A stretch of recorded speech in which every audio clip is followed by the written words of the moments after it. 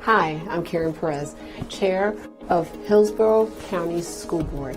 I want to welcome you to Hillsborough County Public Schools, a donde servimos más de 200,000 de tus estudiantes.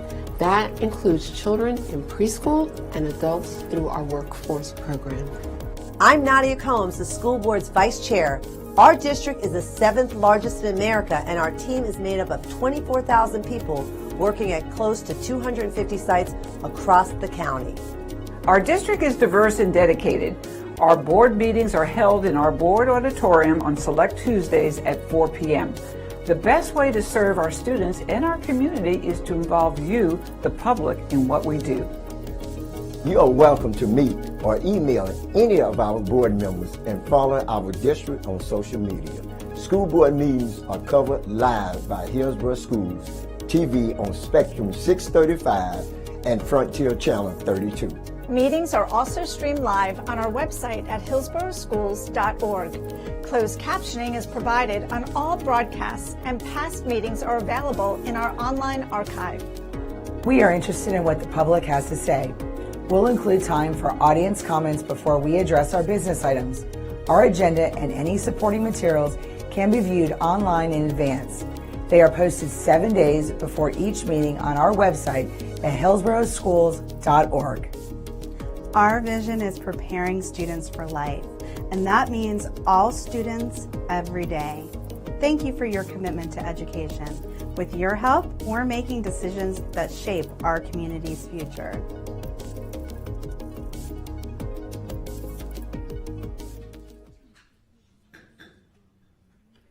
The board meeting of February 10th, 2026 is called to order. Member Combs will now lead us in a moment of silence, followed by the Pledge of Allegiance. Thank you, Chair Perez. Thank you, and please join me in a moment of silence.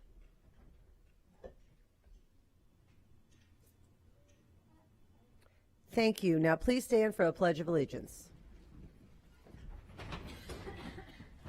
I pledge allegiance to the flag of the United States of America and to the republic for which it stands, one nation, under God, indivisible, with liberty and justice for all.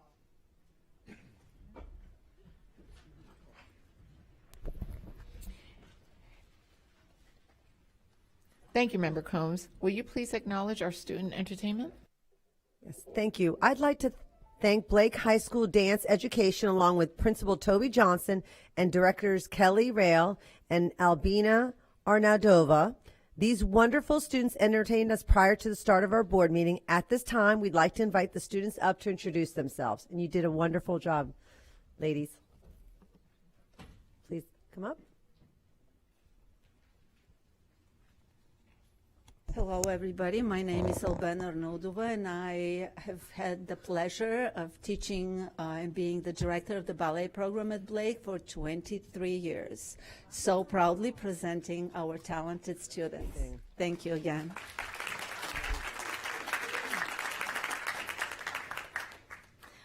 Good afternoon, board. My name is Kelly Rail, and I am the director of the Modern Dance Program. And I wanted to thank you for the opportunity to be here, for us to share our passion and love of the arts. And there's a famous saying, there are those that like to dance, and there's those that have to dance. So thank you very much, and thank you, Ashley, for supporting us.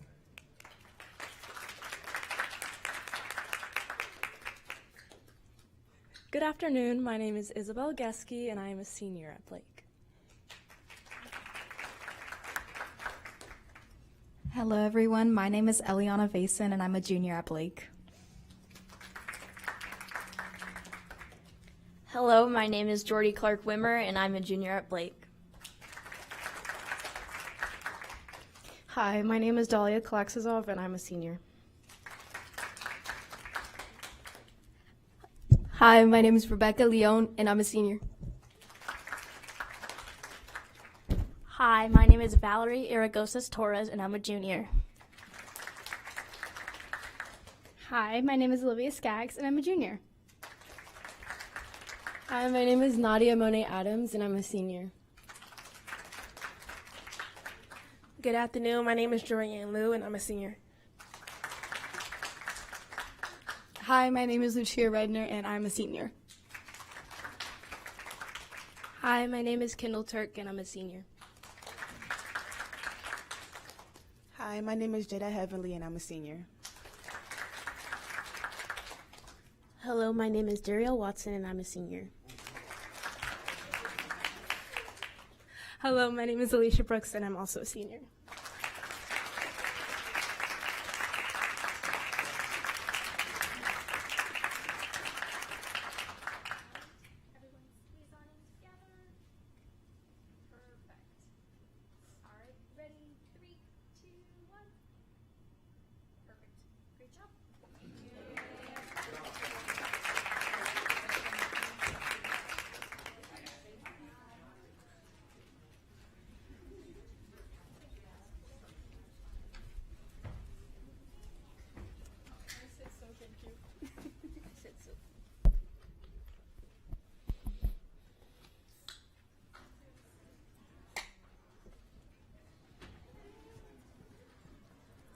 We have one withdrawal item today.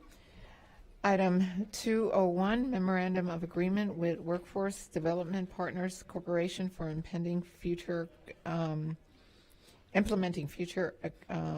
Career Academy. I need a motion and a second to adopt the agenda. I have a motion by Lynn Gray and a second by Member Jessica Vaughn. Any discussion? Seeing none, please vote when your lights appear.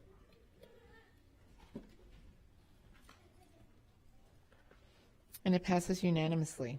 Let the record reflect that all board members are present. I have one set of minutes to be approved today, January 27, 2026, school board meeting. I need a motion and a second to approve the minutes. I have a motion by Member Gray and a second by Member Washington. Any discussion? Seeing none, please vote when your lights appear. And it passes unanimously. Board members, I would like to go over the format of today's meeting. As a reminder, we are a nonpartisan board who believe all children can be empowered to learn, to succeed, and our decisions will be made with that understanding. To pave the way for efficient agenda statements and questions, board members will have 5 minutes to speak with 30 seconds for final thoughts. Afterwards, superintendent can respond.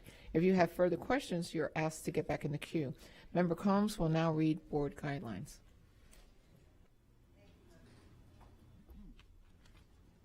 Thank you, Member Perez. I would like to go over the format of today's meeting. As a reminder, we're a nonpartisan board who believe all children can be empowered to learn, to succeed, and our decisions will be made with that understanding. To pave the way for efficient agenda statements and questions, board members will have 5 minutes to speak with 30 seconds for final thoughts. Afterward, the superintendent can respond. If you have further questions, you're asked to get back into the queue.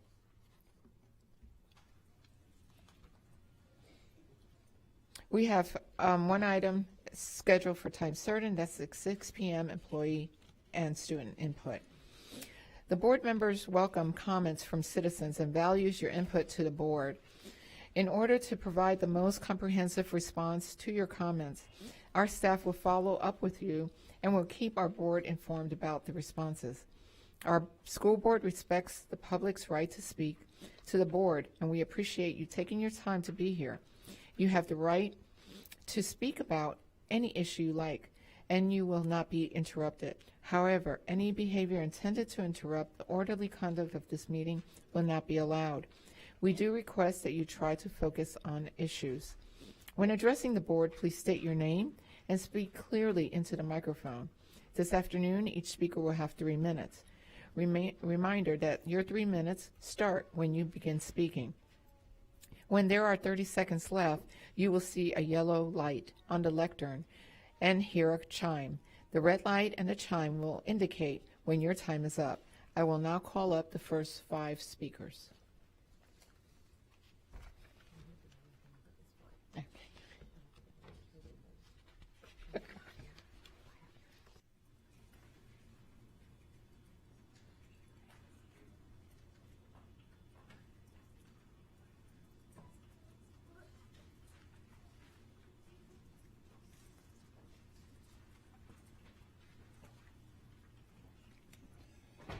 Mark Clutho, Largo. Here's a column from the chair.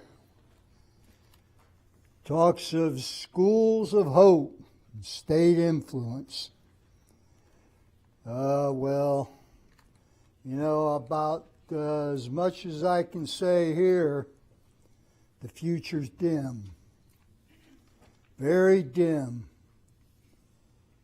With the state in charge, the health of the students, not good. And then here's a column from last Friday. It's very cold, just wait for the grid to fail. And it starts, it might not be obvious, but it has been a bit challenging to keep the lights on. I love this. Everybody using that statement, keeping the lights on. Like that's the big effort, keeping the lights on. Well, today everybody should be using LEDs. And those use very little electricity. That's not the big drain. When you have the stupid buildings like you do, where's the big draw? It's your HVACs. And when you make the stupid buildings like you do, that are belching carbon like they do, then there's where all that carbon gets belched. And of course this fool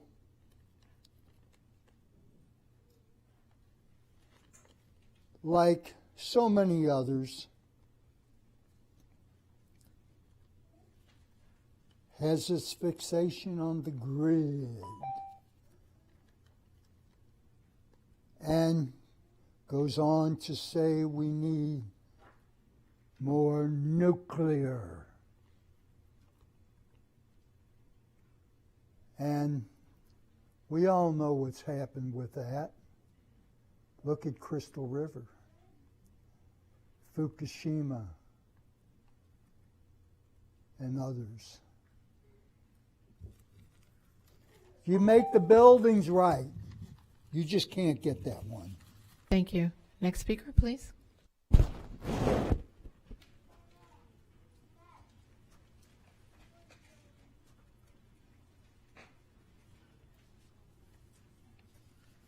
Good afternoon, Board. My name is Fred Hearns, 1966 graduate of George S. Middleton High School. My class is going to be celebrating our 60th class reunion later this year. But I'm here this evening to wish you a happy Black History Month. 100 years ago at the Wabash YMCA in Chicago, Dr. Carter G. Woodson decided that it was time for America to set aside a week every year to celebrate the achievements of Black people in this country. Therefore, Negro History Week was born in 1926, 100 years ago this week. 50 years later, when the country was celebrating our bicentennial, President Gerald Ford proclaimed that Negro History Week would, from that moment forward, be recognized as Black History Month. And that brings us to today.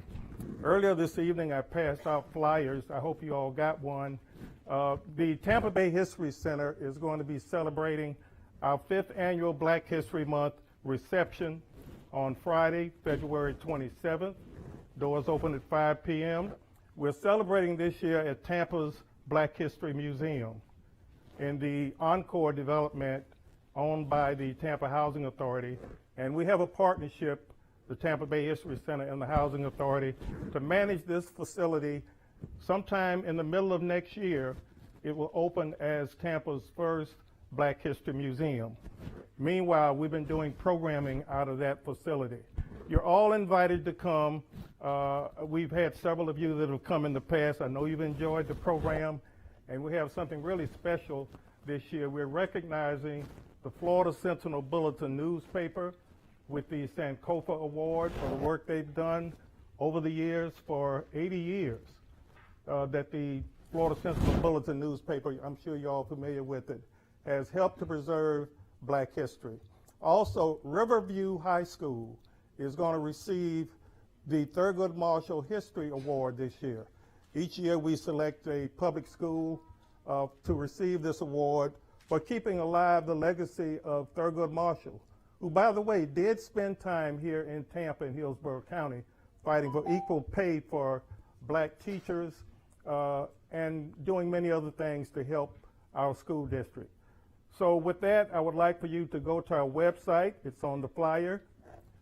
All of the information is there. We welcome you. We look forward to seeing you Friday, February 27th, Tampa's Black History Museum. And again, happy Black History Month. Thank you so much.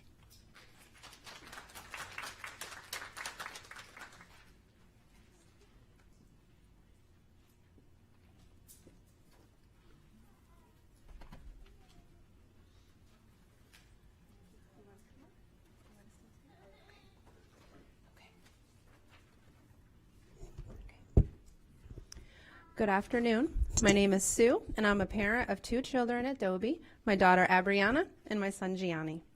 Since the beginning of the school year, Dobie has enrolled 90 new students, and 40 of those enrollments have happened just since January. At a time when many schools are struggling to maintain enrollment, Dobie is growing. That tells a powerful story. Families are voting with their feet, and they're choosing this school. Because of that growth, it's important to be clear about what we're really asking for. A K-8 conversion isn't about convenience. It's about stability. Stability in an academic intervention. Every major school transition is a risk point for students, and the K-8 model removes one of those transitions during some of the most important developmental years. I regularly talk with families who want to attend Dobie but choose magnet or charter K-8 options instead, not because they prefer those schools, but because they want continuity for their children. A K-8 Dobie keeps families in their neighborhood public school and strengthens confidence in our district. For me personally, this is about more than a grade level change. I'm not just choosing where Abriana and Gianni go to school this year. I'm choosing the community I hope they can grow up in. I want my children to build long-term relationships with teachers, staff, and peers. I want them to continue to feel like Dobie is their home.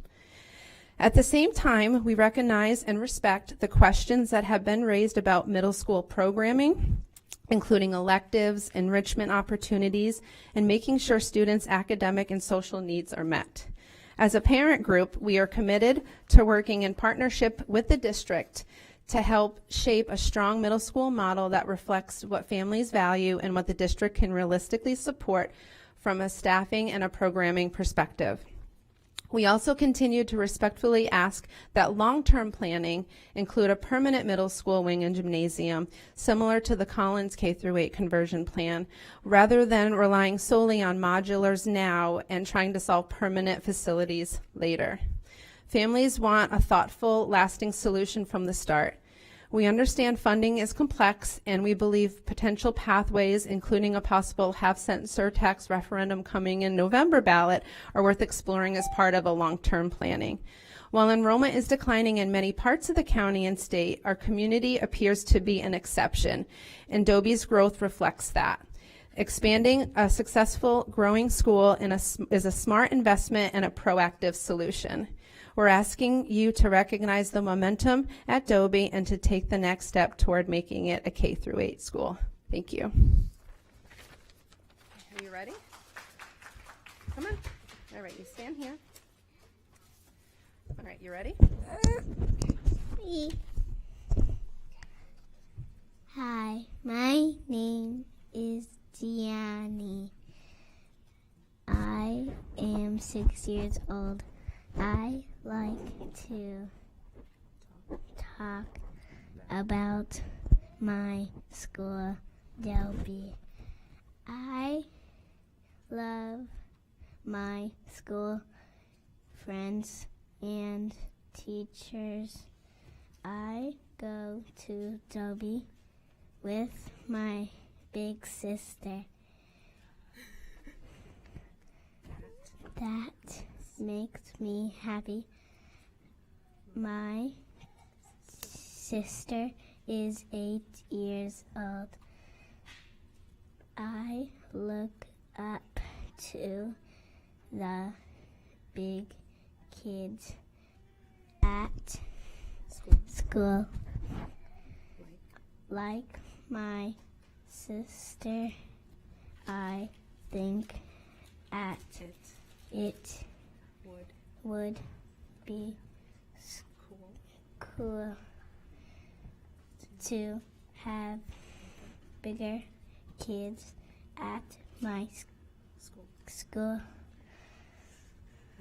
When I am older, I want to ride my bike to school. When my mommy and daddy say I can, I hope I can say at Dobie. Thank you for listening again. Thank you. Can speakers 6 through 11 please come up? Next speaker, please.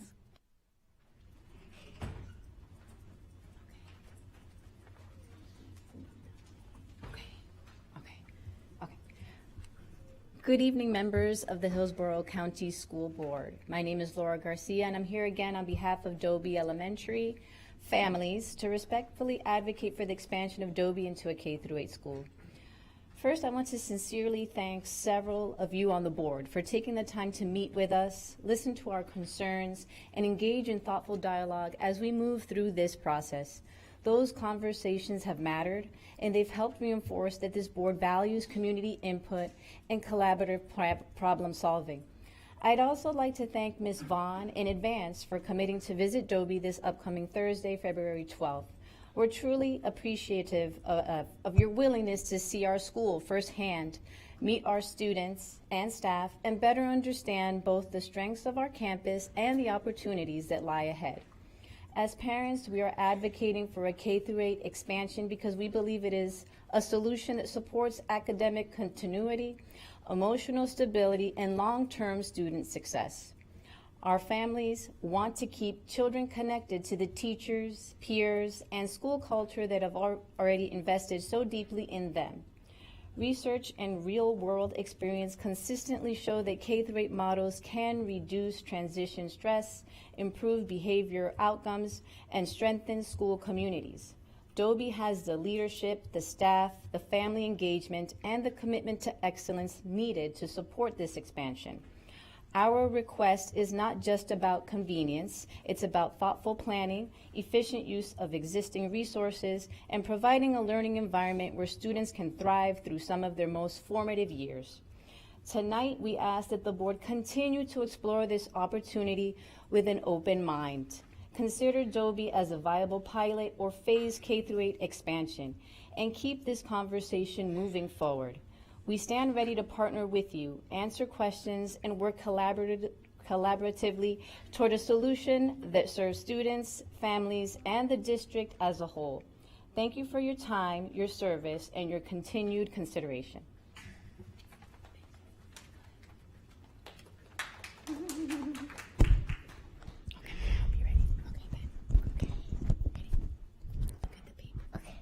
Hi, my name is Benjamin. I'm 6 years old. I want Dobie to be a K-8 school because my brother went there and he always tells me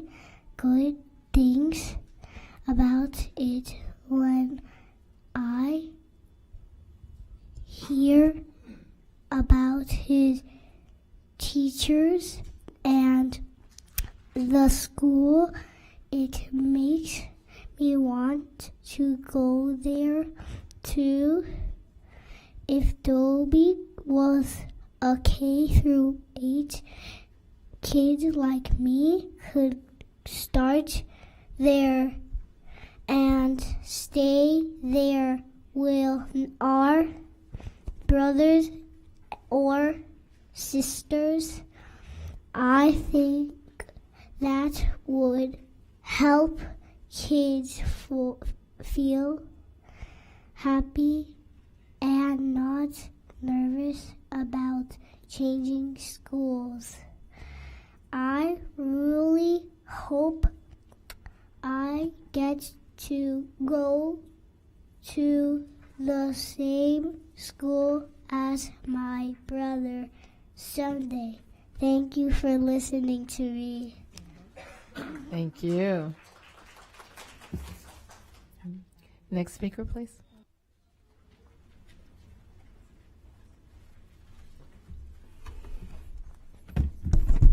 Hello. Members of the board, my name is Juan Hernandez, and I'm here as part of the Dobie K-8 Expansion Initiative. I want to start off by thanking the members of this board for making the time over the past few months to meet with us regarding our desire to have Dobie expanded. The conversations have been insightful, informative, and transparent about the concerns that exist with a project of this nature. For many parents in Florida, there is a growing focus on ensuring we have access to diverse educational environments for the varying needs of our children. As many of you may be aware, the genesis of this group came as part of a strong desire in the South Shore community for stronger public school options.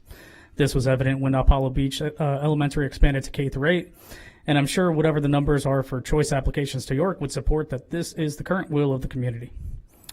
All that said, one of the main points we have heard across our meetings with the board members and even here at the school board meetings has been about the strong progress that is being made at Eisenhower Middle School to win back the trust of the community. Understanding the confidence the school board has conveyed in Eisenhower's principal, Christian Finch, and how he was doing such an amazing job driving the school's transformation was beginning to give some confidence that to the community that the school was on the path to meeting the needs of the area.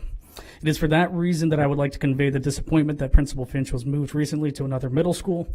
Our K-8 Dobie initiative is rooted in the strengthening of the public schools in the South Shore region, and taking away a principal who is driving the change at the locally zoned school feels like the voice of the community is not being heard. We believe that Eisenhower should be given the necessary support and resources to succeed so that the community's confidence can be earned back, to learn that someone who is looked at as one of the best principals in the county was being moved from another school, or was being moved from a school that our leaders here have heard community concerns about, takes focus away from the progress being made. Removing the leader who was actively addressing the concerns of the community only creates more hesitancy for parents in the community. I hope that whoever is chosen as a replacement for Principal Finch is able to continue the path to success laid out by Principal Finch, and also given the full support and resources to make sure that the school is a premier location for education in the South County, where we continue to see rapid growth in education, or population growth. Continuity is key for Eisenhower's success. Creating more public school choices like the Dobie K-8 expansion for parents in the southern part of the county, and giving Eisenhower more support to improve what is happening on their campus are key to ensuring that parents are confident about our local public schools being able to meet the needs of our children and by creating better havens for our students to thrive academically and in a safe space. Expanding Dobie to K-8 is a decision that helps support that from the area that builds confidence for the community, and that the school district is preparing our students for life. With that, the last thing I would say is that the only thing more powerful than hate is love. Thank you. Next speakers.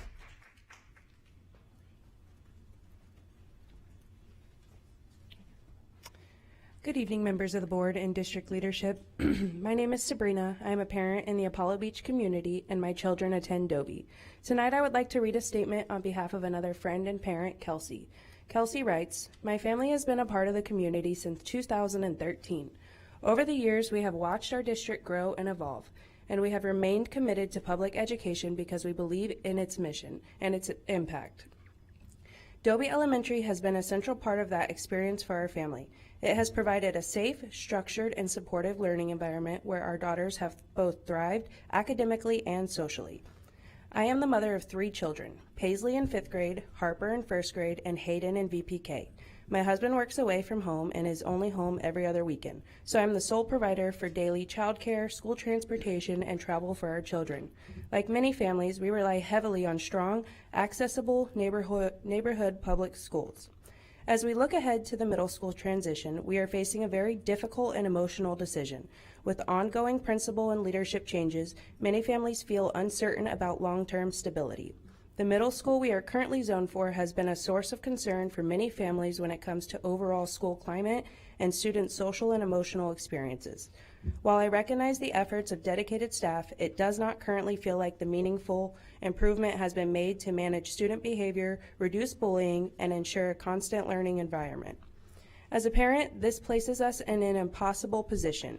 We want to keep our children within the district, engaged in public education, and supported by trained educators. However, we do not feel confident that the current zoned option will provide the level of safety, structure, and emotional well-being our children need to be successful. We have explored schools of choice, but the reality is that access is extremely limited. Without sibling preference or staff connections, acceptance is highly unlikely.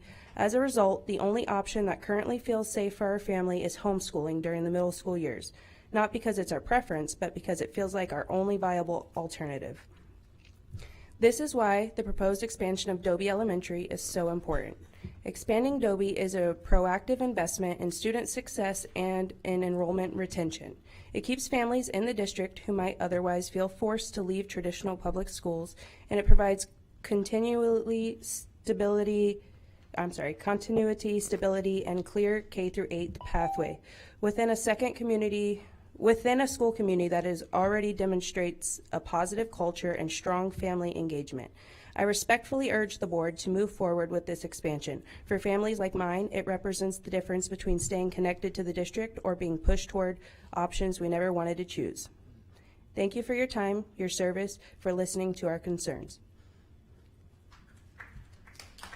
Thank you. Hi, my name is Oakland Donovan, and I am in 2nd grade, and I am 8 years old. I have been at Dobie Elementary since kindergarten, and I really love my school. My teachers know me, and I feel safe there every day. Right now, our school only goes to 5th grade, but I hope I can grow to 8th grade so I can stay a little longer. I have 2 brothers, and it would help my family a lot if we could all go to the same school. That way, my parents don't have to do different drop-offs and pickups at different times of day. Big Bend Road is very busy, and I don't think it's safe for kids to cross. I really hope we can grow at Dobie so I can stay at my school with teachers I already know and my friends I already know. Thank you for listening. Thank you. Next speaker.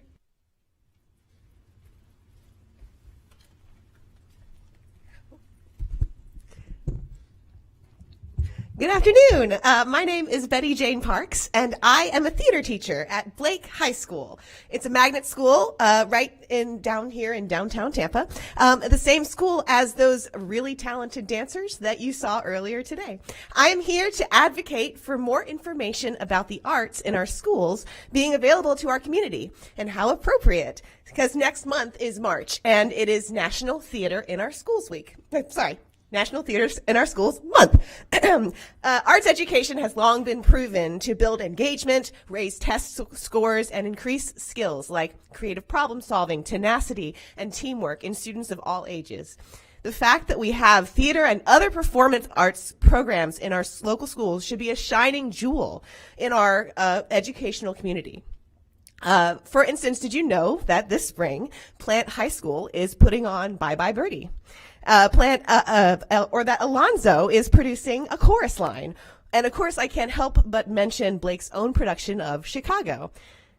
Not to mention the plethora of chorus, band, orchestra, and dance performances that go on in our middle and high schools. These teachers and students work hard for these performances. Shouldn't their local community members be able to support them? But how would the average art aficionado find the dates, times, locations of a performance in their area? Sure, you could search Instagram if the school has a presence there, or see if the school has a website for their productions, or ask the students themselves. However, wouldn't it be easier if there was a central county location for this information? I suggest that a county performing arts calendar be established on a county website that can be kept updated on which schools are performing and when. This would be a central location with basic information about the productions taking place and where to go. This could help the members of our community to see the results of hard work, of weeks, sometimes even months of hard work by our talented students. Sometimes when students graduate and go to college, parents, grandparents, family members, and neighbors, they miss the joy of seeing a concert, a holiday concert, or the local high school's production of You Can't Take It With You. Community is where the heart of our education lies. Why not help our local community members see our heart? Thank you for your time and your consideration. Thank you.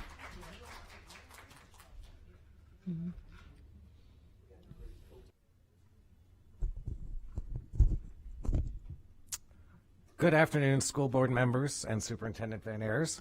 My name is Peter Horstman, and I'd like to take this opportunity on behalf of the Hillsborough County LGBTQ+ Democratic Caucus to thank Magnified Voices and Families for Strong Public Schools for all they are doing to protect education and our students.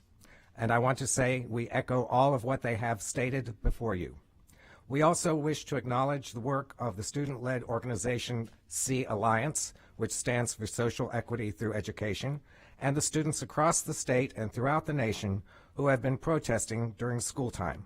We believe this is a signal to you that it's time for you to also be more brave in standing up for students to receive a broad education that is woke, that does include DEI. We implore you not to be afraid to say no to policies that are not laws and that are not constitutional. I know that this horrific damage being caused by state and national government is not of your doing, and you are on the firing line between them and continuing to do what is right for our students, what our community wants you to do for our students. We are looking to you to set some examples for our students of what it means to be a leader that stands up for what is right, even when it's difficult and there are possible consequences. Standing up against book banning that erases history and vital information for students to be worldly and informed about our past, both good and bad, so that they can learn from it. Standing up against the erasure of minorities and the LGBTQ+ community. You will note that the young people of today are much more gender fluid and accepting of cultural change. Please support them. And last of all, do something to keep ICE out of our schools. You know firsthand how this Gestapo-like activity is keeping innocent children out of schools and out of the public, denying them the education and a life that is truly guaranteed by their Constitution. Thank you again for listening to me. Thank you.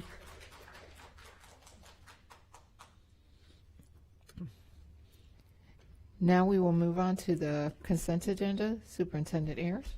Thank you, Madam Chair. Members of the board, all items on the consent agenda have been reviewed with board members by staff. All questions raised were addressed and any requested clarifications have been provided. Thank you. I need a motion and a second to approve the consent agenda. I have a motion by Member Gray and a second by Member Vaughn. Please vote when your lights appear.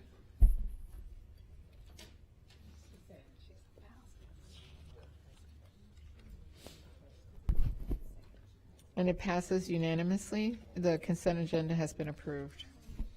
Now I will call on Superintendent Ayers to highlight our administrative appointments.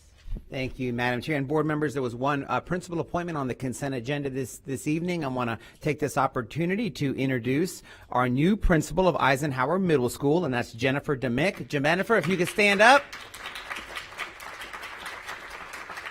come on down, walk your way towards the middle here. So Jennifer is our new principal at Eisenhower Middle School. Jennifer began her career in the college realm at Eckerd College in St. Pete in 1989 and at Hillsborough Community College. 2006, she began her career in Hillsborough County Public Schools teaching at Liberty Middle School. And in 2022, she served as a resource teacher at Eisenhower Middle School. And Ms. Demick was appointed assistant principal at Eisenhower Middle School in 2023, where she is currently serving until today, where she was just appointed the new principal of Eisenhower Middle School. Ms. Demick, congratulations. Any family and friends that are here with Jennifer, if you want to stand as well, family and friends with Jennifer? Lots of family there with her? All right. Congratulations.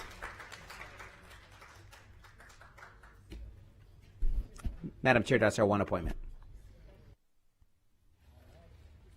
Thank you. We'll give enough time if they want to exit the room or if they want to stay.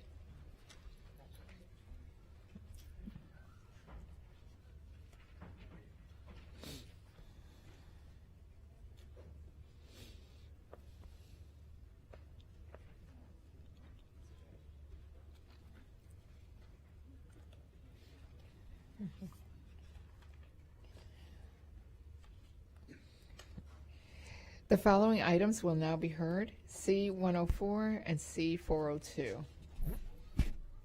Item 104, Hillsborough County Public Schools, Addendum to Magic Schools Incorporated.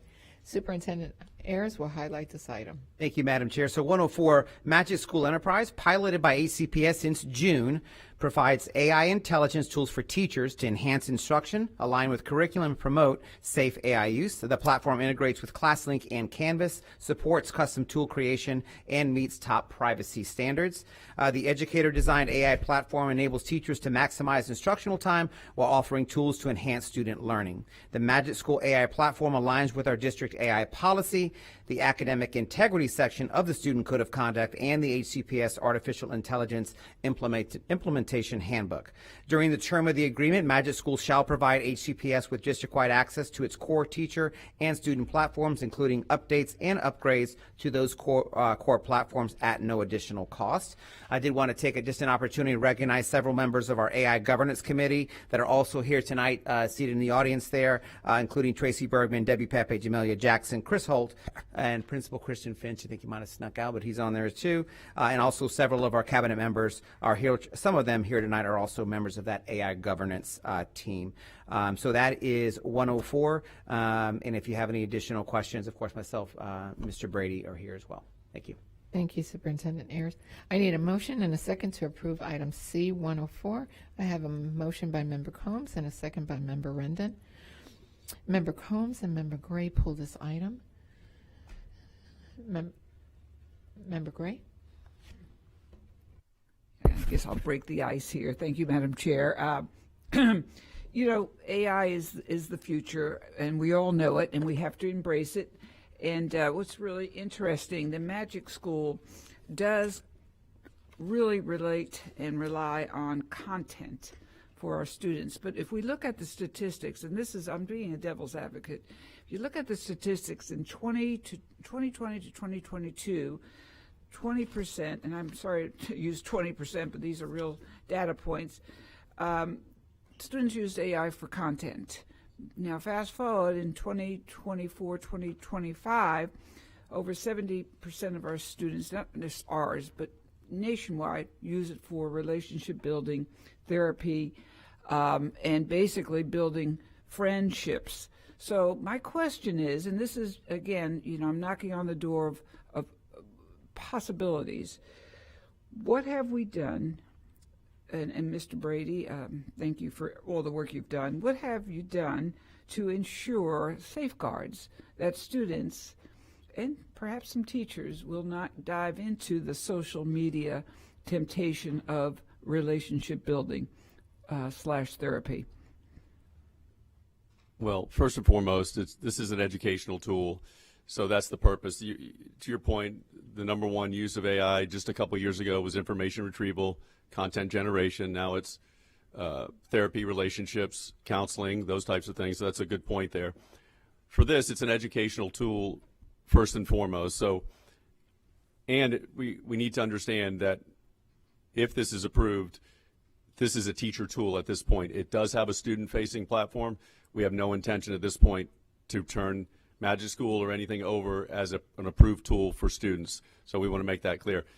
If and when that does happen, Magic School is really an industry leader in data privacy, student privacy. We could go on, but some of their best features would be what we would call their moderations. So when a student if it gets to that point where a student's talking back and forth with a chatbot, there's certain moderations, just like we have with Gaggle, keywords that they look for, self-harm, violence, hate speech, those types of things are immediately flagged. So that's one layer in the moderation. And of course, we have Gaggle, which is a partner of ours, on top of all that on all of our HCPS devices. In addition, it limits the number of interactions that you, as an educational tool, it's only going to give educational answers, where OpenAI will give you an answer, period. Their goal, their job is to give an answer. And sometimes that's great. Like I said, out in the real world, you want to get a quick answer. But in the educational world, you want to get an educational answer. So it limits the number of interactions. That can be 10, 15 interactions. And it immediately, once you log in, says you're speaking with you're not speaking with a human, you're speaking with a chatbot, and then it cuts it off after a certain number of interactions. But all that being said, that's getting ahead of ourselves, because this is for teachers right now, not for students. And we'll leave that up to the AI Governance Committee and everyone on our team to decide when that next step is. But right now, it's just for teachers. Interesting. I think the governance committee was a great idea, and it kind of covers a lot of those, dots the I's and crosses the T's.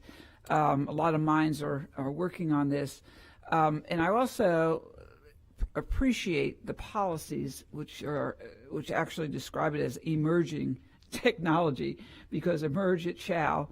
But, and I know that we're looking at Superintendent Van Ayers, yourself and your governance team, to be very focused on keeping those content areas for the teachers and not the students, because somehow students get a hold of most things that we have, as we know. Thank you very much.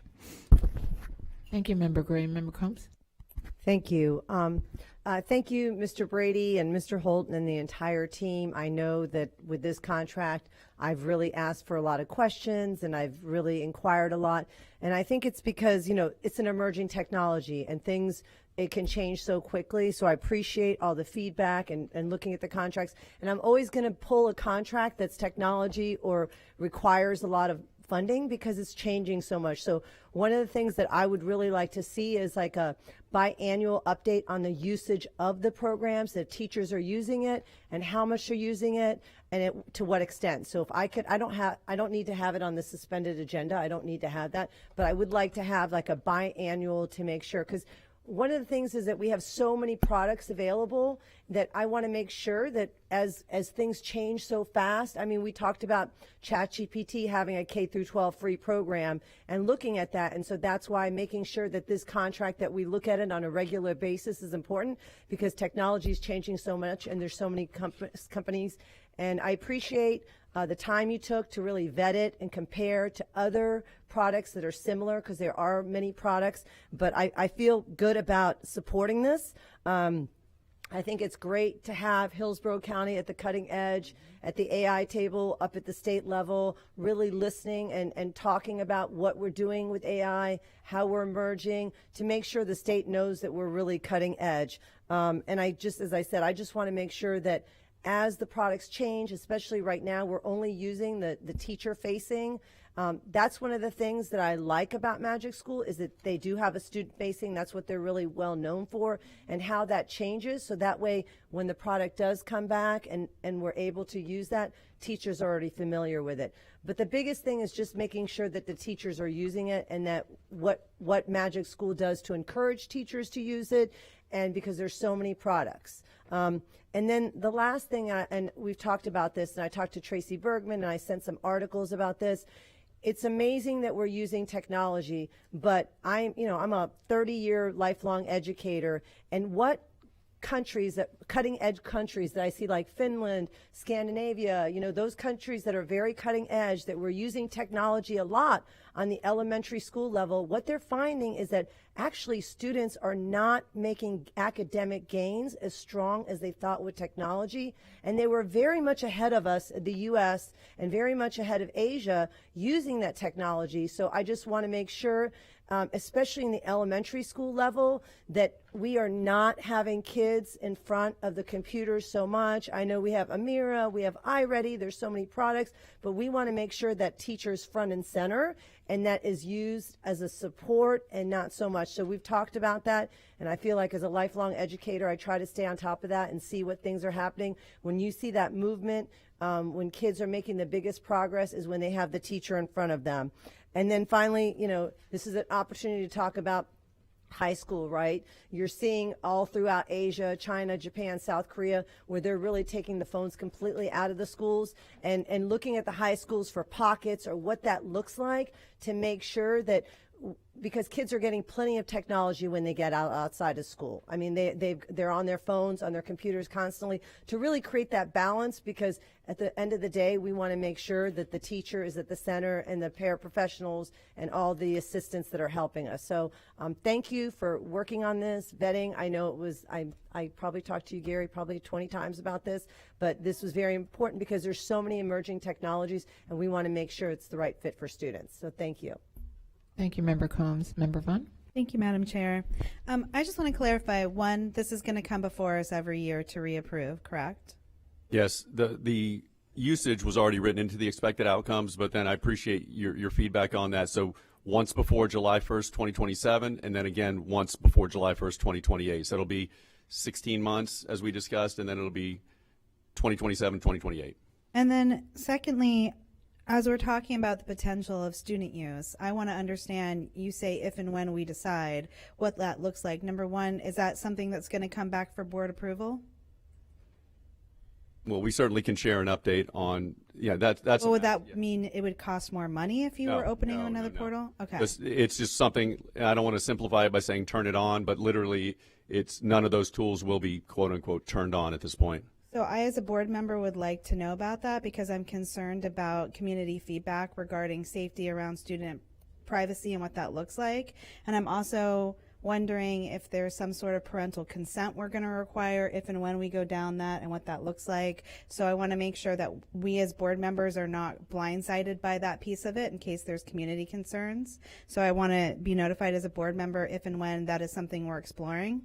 And then to Member Combs' point, at this point we have so many different programs between my favorite, iReady, or all the other pieces that we have for so many different pieces. And every time I feel like I get told they do something similar, and they're pretty much doing this for our teachers, our new teachers, to be able to do lesson planning and evaluations. Why is it that we can't get one program to do a multitudes of this instead of having 16 different programs for similar pieces?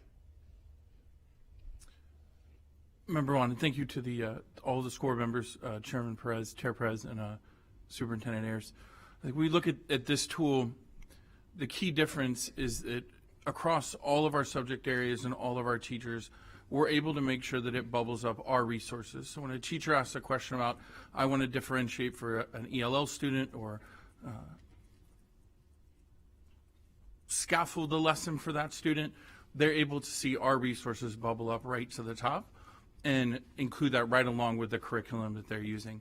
So if we think about the other programs, iReady and some of the other ones, yes, they are focused on a specific type of subject area or learning that a student is doing. This is really diving into helping the teachers plan, helping the teachers be able to build differentiation and accommodation into their lessons, and ensuring that our resources are coming to the top while they're doing that. So that I would see as the key difference. So if that's the case, then iReady would simply be used for evaluations at this point, right? An evaluative tool for running records, because I feel like we can find less expensive option if this is going to be the primary tool for helping teacher with tools and resources. I just think we need to really look at all the different programs that we're running and making sure that we're choosing the ones that are the most robust and offer the most options, and not duplicate things and spend extra money on extra programs for additional contracts. So at some point, I know Mr. Gudas, where's our chief? We're going to sit down and go over it, so I'd like to I don't know if we can work together and talk about this holistically, but I'd like to have that conversation. Thank you, I appreciate it. Thank you, Member Vaughn. Member Rendon? Thank you, Madam Chair. And thank you to Gary Brady and your entire staff, as well as Mr. Geddes, for really looking into not only just the program, the high quality and highly effective lesson plans that this is putting out, making sure that always the state standards are put up in front of everything else. I think that's a key element. I also appreciate the fact that through our IT department, we've done quite a bit of extensive research from a nationwide point of view on the safety and the security of the information that's put in, to make sure that we have the highest level security than any other program out there regarding AI with our staff, so that we make sure that that data, no matter how it's done, is kept secure. I think that's quite a bit. It's huge and very important. I also appreciate the fact that Magic School has been a leader here in the state, working directly with our legislators as well as yourself in making some AI technologies for future classrooms, and really being the forefront of working with highly effective lesson plans that are going to bring everything that we need to the forefront, as well as the security of our staff. And I think that's important. And so it's not only just for the state of Florida, but nationwide, where it's been recognized as highly effective, as well as the most secure program. So thank you for bringing that to us. We want to be on the forefront, as you have, in meeting on various panels throughout the state, being a leader throughout the state of Florida on making sure that we're not just moving forward with AI, but doing it in a sensible, secure manner, so our teachers are the most educated, our teachers have the most touch points before we ever introduce it to students. And I think that's something Hillsborough should be recognized for. There's other districts that are just moving full steam ahead with all people, everyone on deck, teachers, students, but Hillsborough is not doing that. We are one of the only districts that have a policy for our AI, for a policy for our implementation, and we are collaboratively working throughout the state with different programs, making sure that we're on the forefront, that we are innovative in what we're doing, but still making sure that we are highly effective, highly secure for everything we're doing. So thank you so much for doing that. Thank you, Member Rendon. Member Gray? I was thinking of something while we were discussing the affective part of the receiving end. Let's just put the students are the receiving end. And when we had the student forum last week, one of their major concerns, I'm just bridging this right now to relate to the AI learning curve. And many of the students, voiced their concerns about the content maybe getting too easy. Students are taking shortcuts and getting their essays pre-done and done really nicely, looking really nice with the AI, such shortcuts. But having the student voice, this is what I want to get to. Having the student voice, I think, is very important, because they are the ones that are getting the information from the teacher. And yes, the efficacy, the fidelity of the teacher's knowledge with AI, the Magic School, is very important. But I also would like, and just think about this, I would like on the Panorama Survey, I would like for us to keep track of how the students feel about this deliverance of information, because we have to keep the pulse on our customers, which are our students. Mr. Holt, and thank you, by the way, for being, charging forth with this Magic School. What do you think about what I just said? Well, I think ultimately you hit the nail on the head. The students are our customers, so making sure that their voice is heard in anything that we're doing, whether it's in the classroom, as we're building training, as we're thinking about those things, is key to that. And I think Mr. Brady was very eloquent about how when we roll this out to students, we'll make sure that their voice could be part of that as well. And we could put it in the panorama. I think that would be one way to, a survey of sorts that's not unusual, but yet is usual, and they know how to do. They expect that kind of survey. So I would be very interested. Gary, what do you think, Mr. Brady?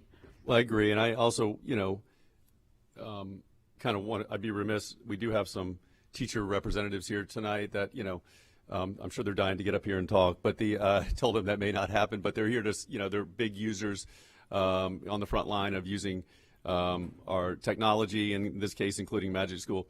I did want to say a little bit about what you talked about from the student end, but from the teacher end. Ultimately, a number one part of our emerging technologies policy, the number one thing is human-centric approach. Everything has to be from a human-centric approach. If you use Magic School to grade essays, you still have to vet that. If you use it to create something, you still have to vet that.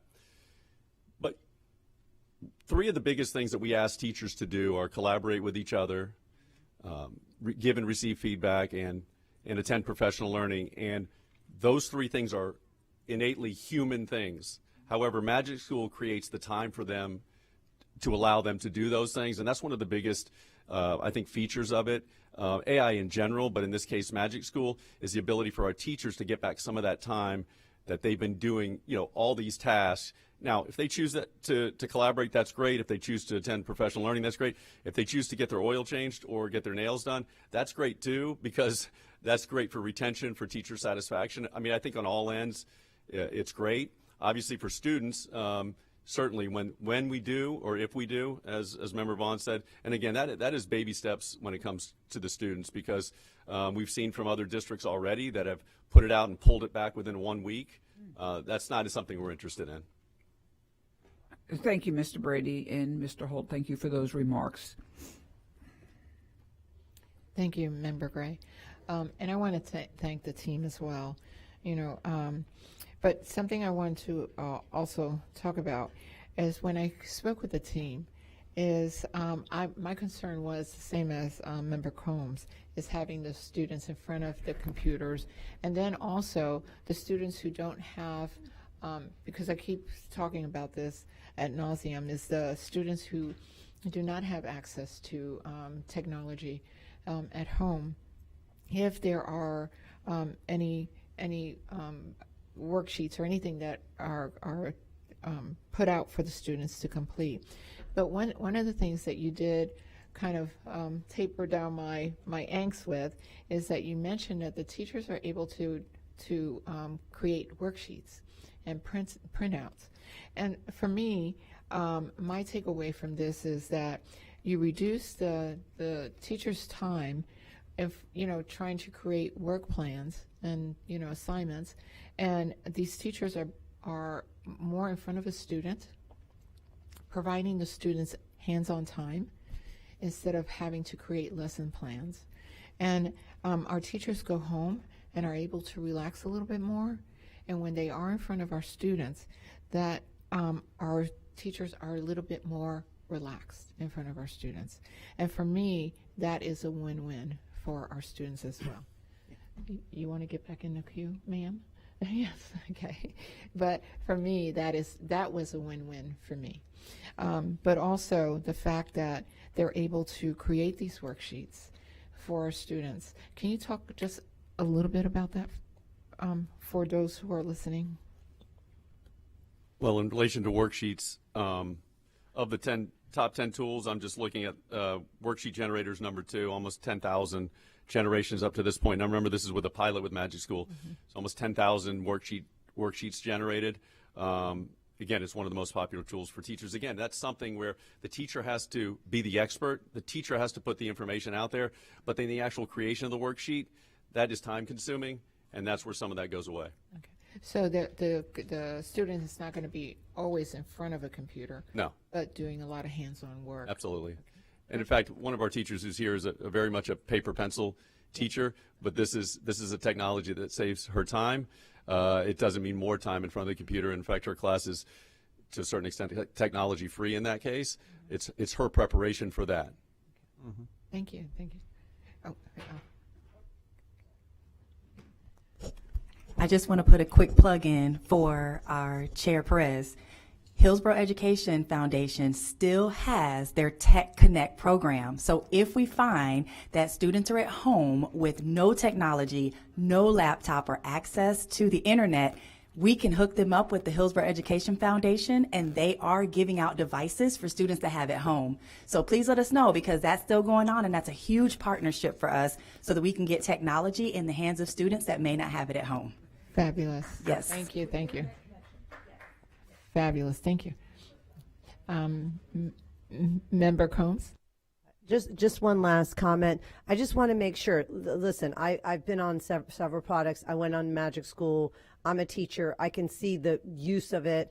I mean, I can see how it helps teachers so much implement their lessons, even if they have a substitute, creating workshops, questions, test bank, all of that. I can completely, my biggest thing is just making sure that we utilize it and encourage a lot of teachers to use it. And I think that's the most important thing. And I don't want to, stir up any emotions here, but I think about our audio equipment that we purchased, that some of it is not being utilized, right? Those smart boards were really being utilized. Some of them aren't. So I just want to make sure that whatever plan Magic School has, that they are really pushing for our teachers to use it, and not just one time, twice, make sure that we include it in the summer training, make sure that we're sending those emails, because teachers have so much to do, and this is definitely a tool that will save them time, as we've talked about. There's no question, once you use it and you can utilize it well, but sometimes people are apprehensive to use it and they just don't have the time. So to make sure during a principals meeting to talk about creating some type of time where people can actually log on and go on and see the real use of it, because I think it's extremely beneficial, but some people just never have that time and aren't doing that. So finding very creative ways. That's why I want the usage, not just who logged on, but how much they used it, because we can get anyone to log on once, but someone to actually use the lesson. And I see our 3 teachers, and I'm glad to see like all different ages, right? So that's really important. I'm seeing only females, but I think, the guys need, we have some, but representation here. But I just really want to make sure, because I think this is the future. And I think it can be so helpful for teachers. It can be a game changer, but we have to make sure we push them to use it. But that's all. Thank you so much. Member Combs, they will be, Magic School will be in town tomorrow to start our implementation, and then we'll be presenting at the March 4th principals meeting as well. Thank you, Member Combs. Superintendent Ayers? Thank you, Madam Chair. I just don't want to undersell, getting to this point, how big a day this is for our school district, and I don't want the board to remember that this all started with this board coming up with our emerging technologies policy that kind of set this forward. Then we developed our AI governance committee, but it all started with this school board. When I was in Tallahassee, it was very clear that we were one of the first school districts in the state of Florida to have our emerging technologies policy. So that policy then set the stage for us to get to this point today, to put tools in the hands of our teachers that can help them do their job a little bit easier, provide them those tools so they can work a little bit quicker. So I wanted to, set the stage with that, how big of a day this is for our school district to be one of the first to have these tools available for teachers. I want to thank Mr. Holt, Mr. Brady for all their work getting us to this, getting us to the point. It's a big day for HCPS, and thank you to our 3 teachers that are back there. They saw me out in the lobby and wanted to make sure that this tool was available, because if not, they were going to cry a little bit. Yeah, so we'll see where the vote comes up here. But I just want to thank our three teachers and many teachers that were part of that pilot that helped us get to this point to the vote today. So that's it, Madam Chair. Okay, see no other questions or comments, please vote when your lights appear.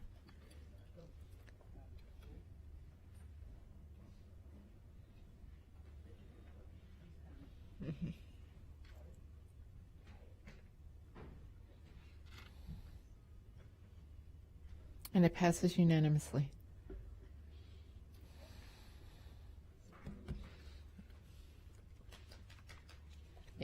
Yes, congratulations. Yes.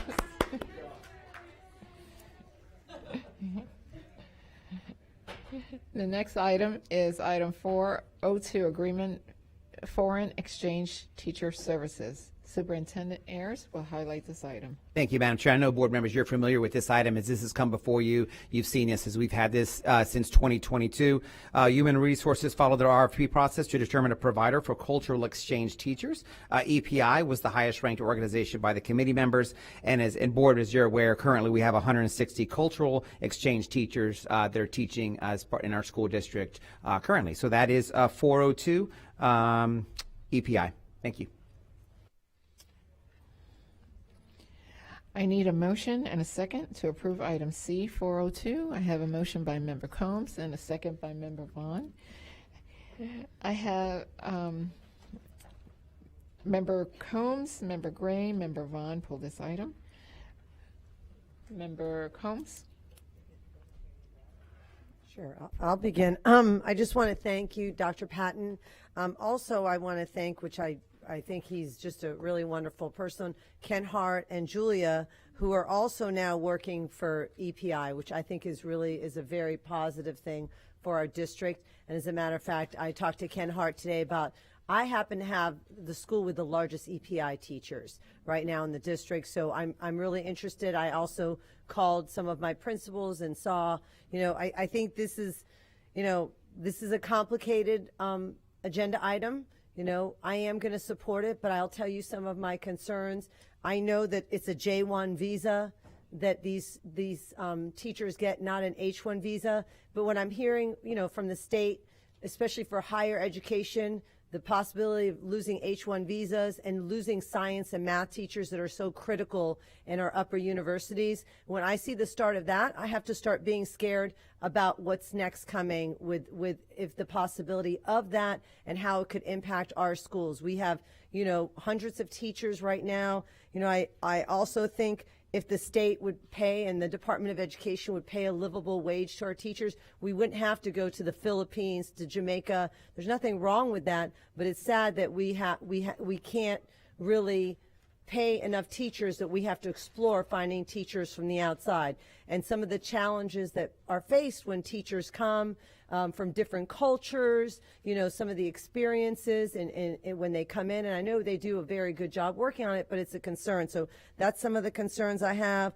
Also, I sent you, Dr. Patton, today, some of the programs that are outside this, in surrounding districts, where we do have a Para to Pro program, but there is stronger programs out there where there's a para and a mentor, so that way we can kind of guarantee that paraprofessional, because we have so many amazing paraprofessionals where they're mentoring with a teacher, where we're paying for them, and then they can stay long term, and we continue to recruit those paraprofessionals. So I just want to, as an HR process, to continue to try to get as many teachers, from Hillsborough County or from, outside our district. I mean, as I said, I don't have an issue with going overseas. I just think it's a challenge in many ways.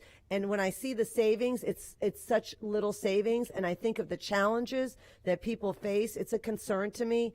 I don't have a choice but to support this item, but I'm not happy to, because I'd really love to see, I would love to see the Department of Education. I see these raises going out to so many different individuals, but I see such small amounts of money going out to new teachers and continuing teachers. It's so frustrating when I see so much allocation going out everywhere else.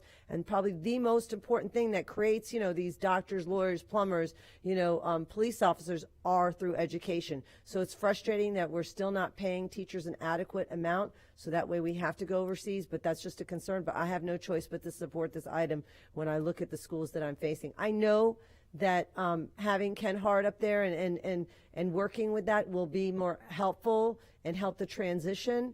But I also know I'd prefer to not have to do that. Thank you, Member Combs. Member Vaughn. Thank you, Madam Chair. Since Member Combs understands where they are in her district, I know I asked you for the information about my district. Did I get that before the meeting, or is that still coming? I'll be providing that to you after the meeting for all of the board members, so you'll have that information. Okay. And from my understanding of when we spoke about this earlier, this program is being phased out, that we're just supporting the teachers that were already in the queue, that we're not continuing this, and once these teachers hit their 5 years, like we're not continuing that from our conversation. Is that true? I'm not sure if the term phased out is appropriate. Each one that comes, there's a period of time that they're here. They can be here up to 5 years.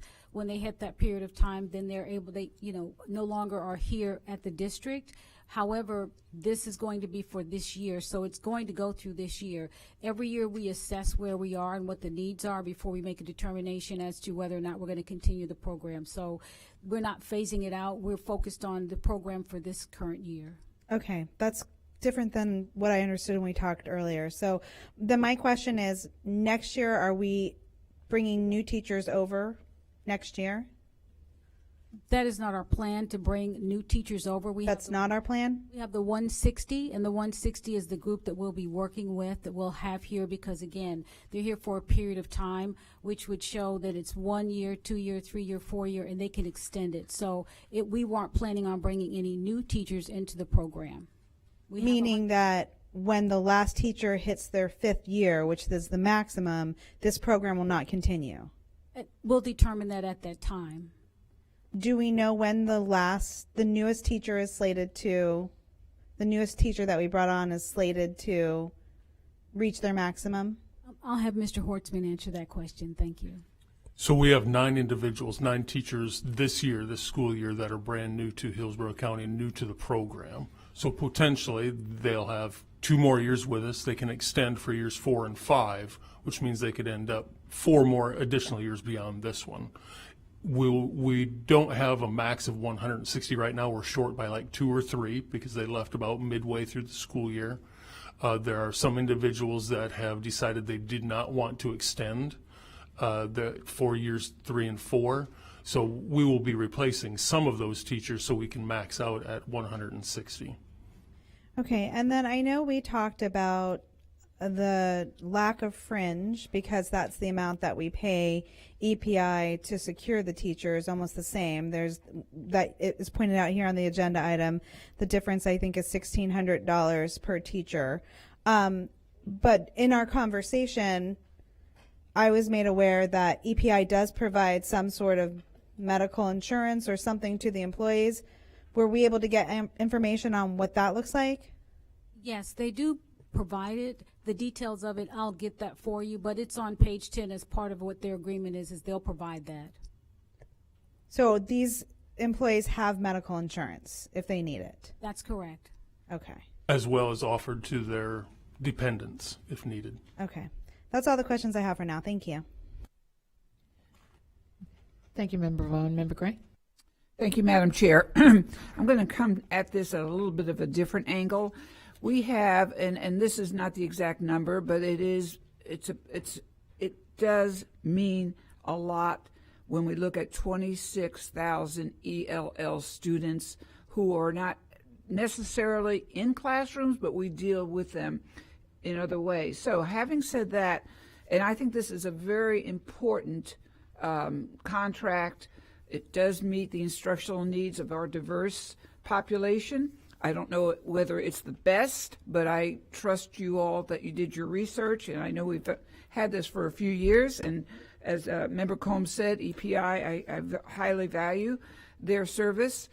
My question is, when we have looked at these countries, and I know we enumerated those, Mr. Horstman, and we see that we have countries that are a lot in the Spanish-speaking areas. So then I asked you if those countries, or those teachers, who are certified would go into those classrooms that have the most, or a plethora, or I shouldn't say classrooms, schools, of ELL students. And then your voice was returned to me saying, well, it's up to the teacher. And I respect that. That's the process you set forth. So that's one thing. And I'm not going to argue with that, because that's a procedure that was set. But I am going to ask, when you have other vendors, and I'm not, focused on vendors. I have other things to do in my life, but this one really struck a nerve that we haven't looked into it. If you have 26,000 students and you have a huge vacancy of 400 teachers, and you have a huge amount of instructional deficits with this huge population. Why are we not focusing on getting more bilingual teachers? And this one agency, International Teachers from Latin America, the Honduras, Paraguay, Colombia, Brazil, Mexico, Argentina. Why are we not looking at this type of program to address the instructional future, the viability of these students? Because we are missing so many opportunities that have the language barriers. It would be nice if they all could speak English, but that's not the way it is. So I would love for your comment, but more importantly, I would love for you to give, I'll just say for myself and the board members, what and why are you not looking into these types of recruitment agencies to secure the most bilingual teachers we can get? Thank you for that question. I'll answer it as best as I can. So from EPI, to your point, we do get individuals from Chile, Colombia, Costa Rica, Ecuador, and Mexico, to name a few.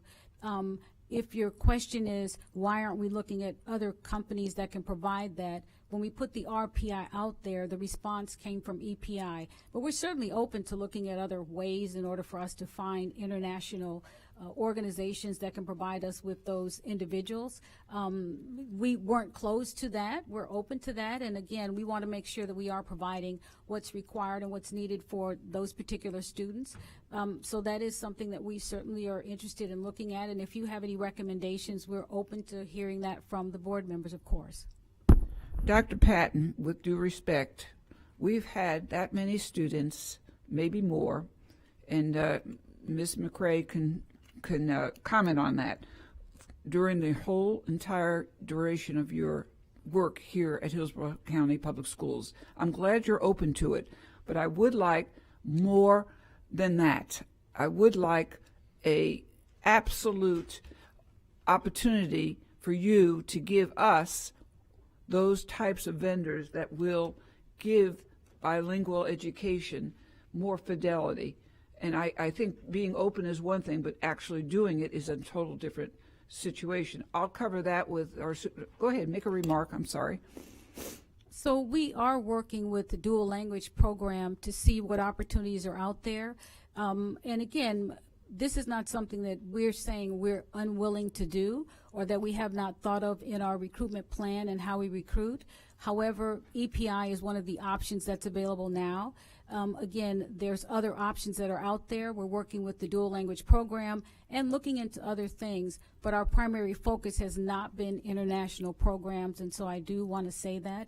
That does not mean that we don't offer incentives around biliterate and bilingual teachers. So one of the incentives that we have is through our Title II, which we offer an incentive to those that are hired to say those individuals can receive $500 for coming in and being able to speak a multiple language. So we do have that as a program, which is, I think, outside the box for us to say it is a way for us to recruit in that capacity. Thank you. And further to explore the statistics that I'm just, bellowing out here, Ms. McCray, what are we looking at in terms of the ELL population, and any remarks that you might have regarding that?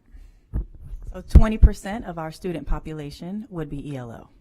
Okay. So is it fair to say and to request that we definitely there is a need for more bilingual teachers? Yes, and I'll work with Dr. Patton on that. Yes, ma'am. Thank you. That's all my remarks. Thank you, Madam Chair. Thank you, Member Gray. Member Combs? Thank you, Member Gray. And I guess this opened up an opportunity for me to say something that I've been talking about for 5 years. And Dr. Patton, before you came, and I continue to talk about it, is making sure we have a place to process, fingerprint, and process people outside of ISC. I've been talking about, we have the Parent Community Center in the town and country area. We have so many amazing people that we hire from that area. We have so many bilingual people in town and country. One of the hardest things is sometimes people can't get all the way to the ISC. It's a long way. It's difficult. And so over and over for the last 5 years, I've been asking to say, let's process and fingerprint people in more than just ISC. There should be somewhere in the town and country area. We have so many amazing bilingual individuals who are highly educated, who are coming from overseas. We also have the South County area over and over. And instead, it's like this district, for me to get from where I live to Plant City takes about an hour and a half, 2 hours. I'm not understanding, and when we talk about this, and Lynn, Member Gray opened up the door, I think to myself, one of the first things is making it accessible for people to actually apply and fingerprint and process themselves in an area where you have a very, very high bilingual education, bilingual speakers. So I've been asking for this for many years, and I'm imploring and I'm asking you to really look at this. I want to discuss this more. I've been waiting for years. I've been talking about it patiently, and I feel like I've worked very hard to be in this position, and I'm looking for change. And we need more support for our ELL learners. That is one of the largest group of people, and it's one of the smallest departments that we have. And those ELL students are doing huge gains. I mean, even when I look at the cabinet, I see only Mr. Murillo. I need to see more diversity overall, more representation in our district, because that's a large, almost 50% of our students are from Hispanic, and I need to see more of a change. And I've sat here very patiently for many years, but the time is to be able to identify future leaders who are sitting in town and country. You have people coming from Cuba, Venezuela, who are doctors, lawyers, extremely bright, extremely intelligent, who could come in and make a real big, significant impact in our district. And this is the time to do it. This is the time to do it. And I've sat here very patiently, and I need to see some movement, and at the minimum, starting to process people outside of just the ISC. The time has come. So please, Superintendent, I want to talk about this. I've talked about this behind the scenes for years, and the time is to talk about this in public. Thank you. Thank you, Member Combs. Superintendent Ayers, we have had conversations.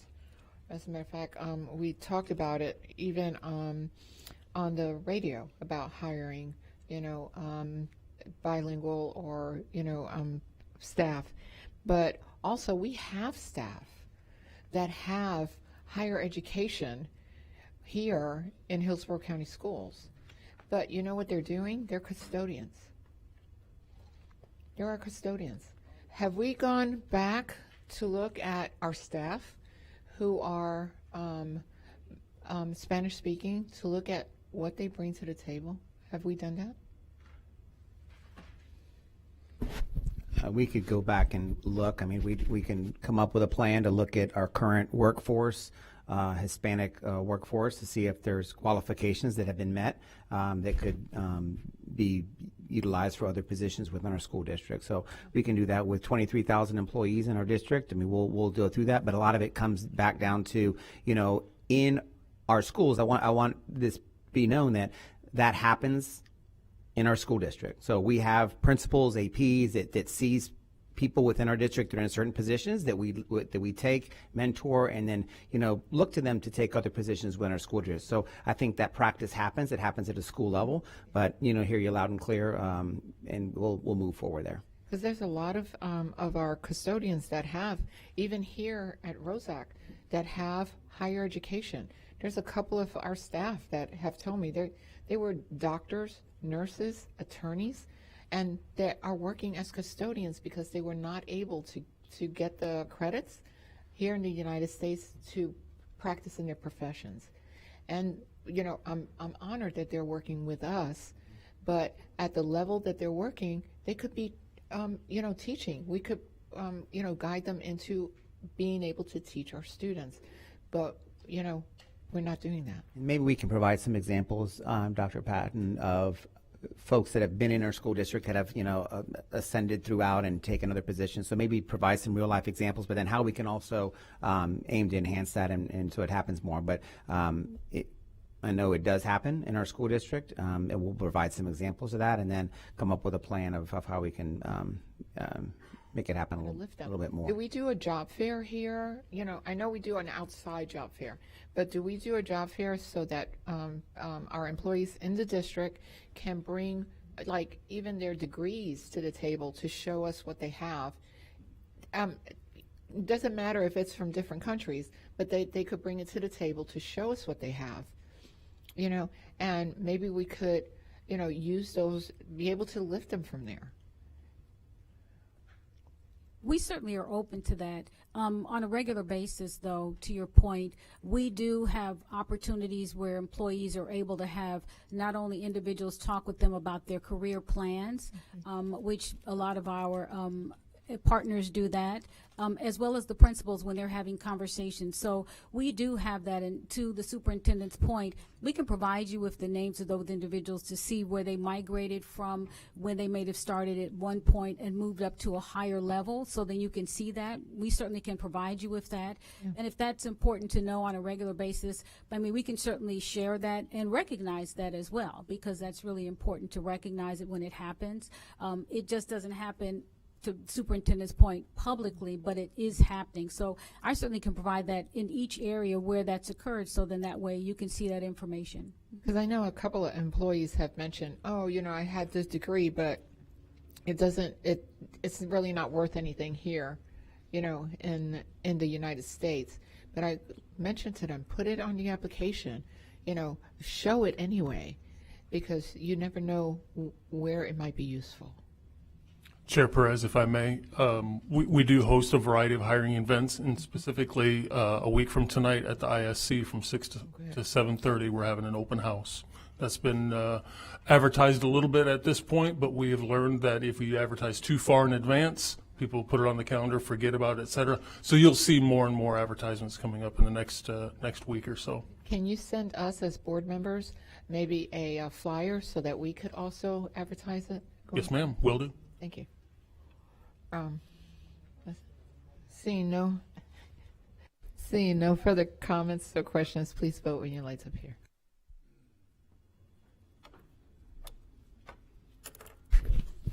And it passes unanimously. Now, do we have any employee comment tonight? Seeing none, we'll move on to the superintendent's comments. Superintendent? Thank you, Madam Chair. So my updates this evening, I've got a few updates and things that have been happening, and then also we have our literacy updates from Mr. Brady. So we have our PM2, so we have about 3 or 4 slides just to update the board on our progress monitoring, number 2, kind of where we sit and where we are there. So we'll provide those at the end of the updates. But first off, Love the Bus Month, led by the National Association for Pupil Transportation, is a nationwide annual celebration held in February to recognize the critical role school bus drivers and transportation professionals play in safely transporting students to and from school each day. Here at ACPS, as you all know, our bus drivers transport over 78,000 students each day to and from school. So in honor of their special month, our transportation team, I wanted to make this announcement, is hosting School Bus Road EO competition on Saturday, February 21st at the Harney Road Transportation Compound. The Rodeo is a fun, friendly skills competition that highlights the professionalism, precision, and safety expertise of our school bus drivers. Drivers navigate a timed course designed to mirror real-world driving challenges such as tight turns, precise stops, and careful maneuvering, all showcasing the high level of training and care that goes into safely transporting our students each day. So several of our high schools participated in celebrations these past few weeks for our ESC students who participated in various sports and enjoyed games and prizes. So we've had 2 so far. On Friday, January 30th, I joined school board members and district leaders at the first ever South Shore Stampede held at Morgan High School, where they welcomed over 500 participants from 8 schools in that area of the county. This event was jointly hosted by East Bay Leonard Sumner, Morgan, and South County Career Center. Then on Friday, February 6th, I joined Jefferson High School's Dragons Fury, where over 200 student athletes from 6 high schools, 3 middles, and one of our exceptional centers participated. Later this month, Bloomingdale, Newsom, and Gaither High Schools will hold their events to honor our student athletes. This will be Gaither's 29th annual event where they expect to cheer on 350 athletes from 14 schools. Just want to thank our volunteers and student athletes for being a part of this wonderful event each year. And cheer team, so want some congratulations. So we've got some national champions there, Strawberry Crest, Plant City, and Bloomingdale. Congratulations to them. So 3 of our high schools earned top honors at the High School Cheerleading National Championships. Oh, so congratulations to those 3, Strawberry Crest, Plant City, and Bloomingdale. And congratulations to all of our teams, their coaches and parents who support them all year long. So Math Bowl winners, congrats to all of our students who took part in the Math League competition at USF's Marshall Center. This was just last week. The students took individual and team tests to compete against their peers, and all of our teams shined. Congratulations to the overall winners, Walker Middle Magnet, Wilson Middle, and Benito Middle. And congratulations to all the teams from 6th, 7th, and 8th grade. Again, Walker, Wilson, and Benito are 3 big winners there. All right, in our last board meeting, I announced that 3 of our high schools were competing in the Florida Education Fund Regional Black History Culture Brain Bowl on Monday, February 2nd. Riverview, Robinson, and Strawberry Crest competed against each other, and 1 team will be advancing to the state competition in March, and that is Strawberry Crest High School. So congrats to Strawberry Crest for winning that there. That's right, the Crest.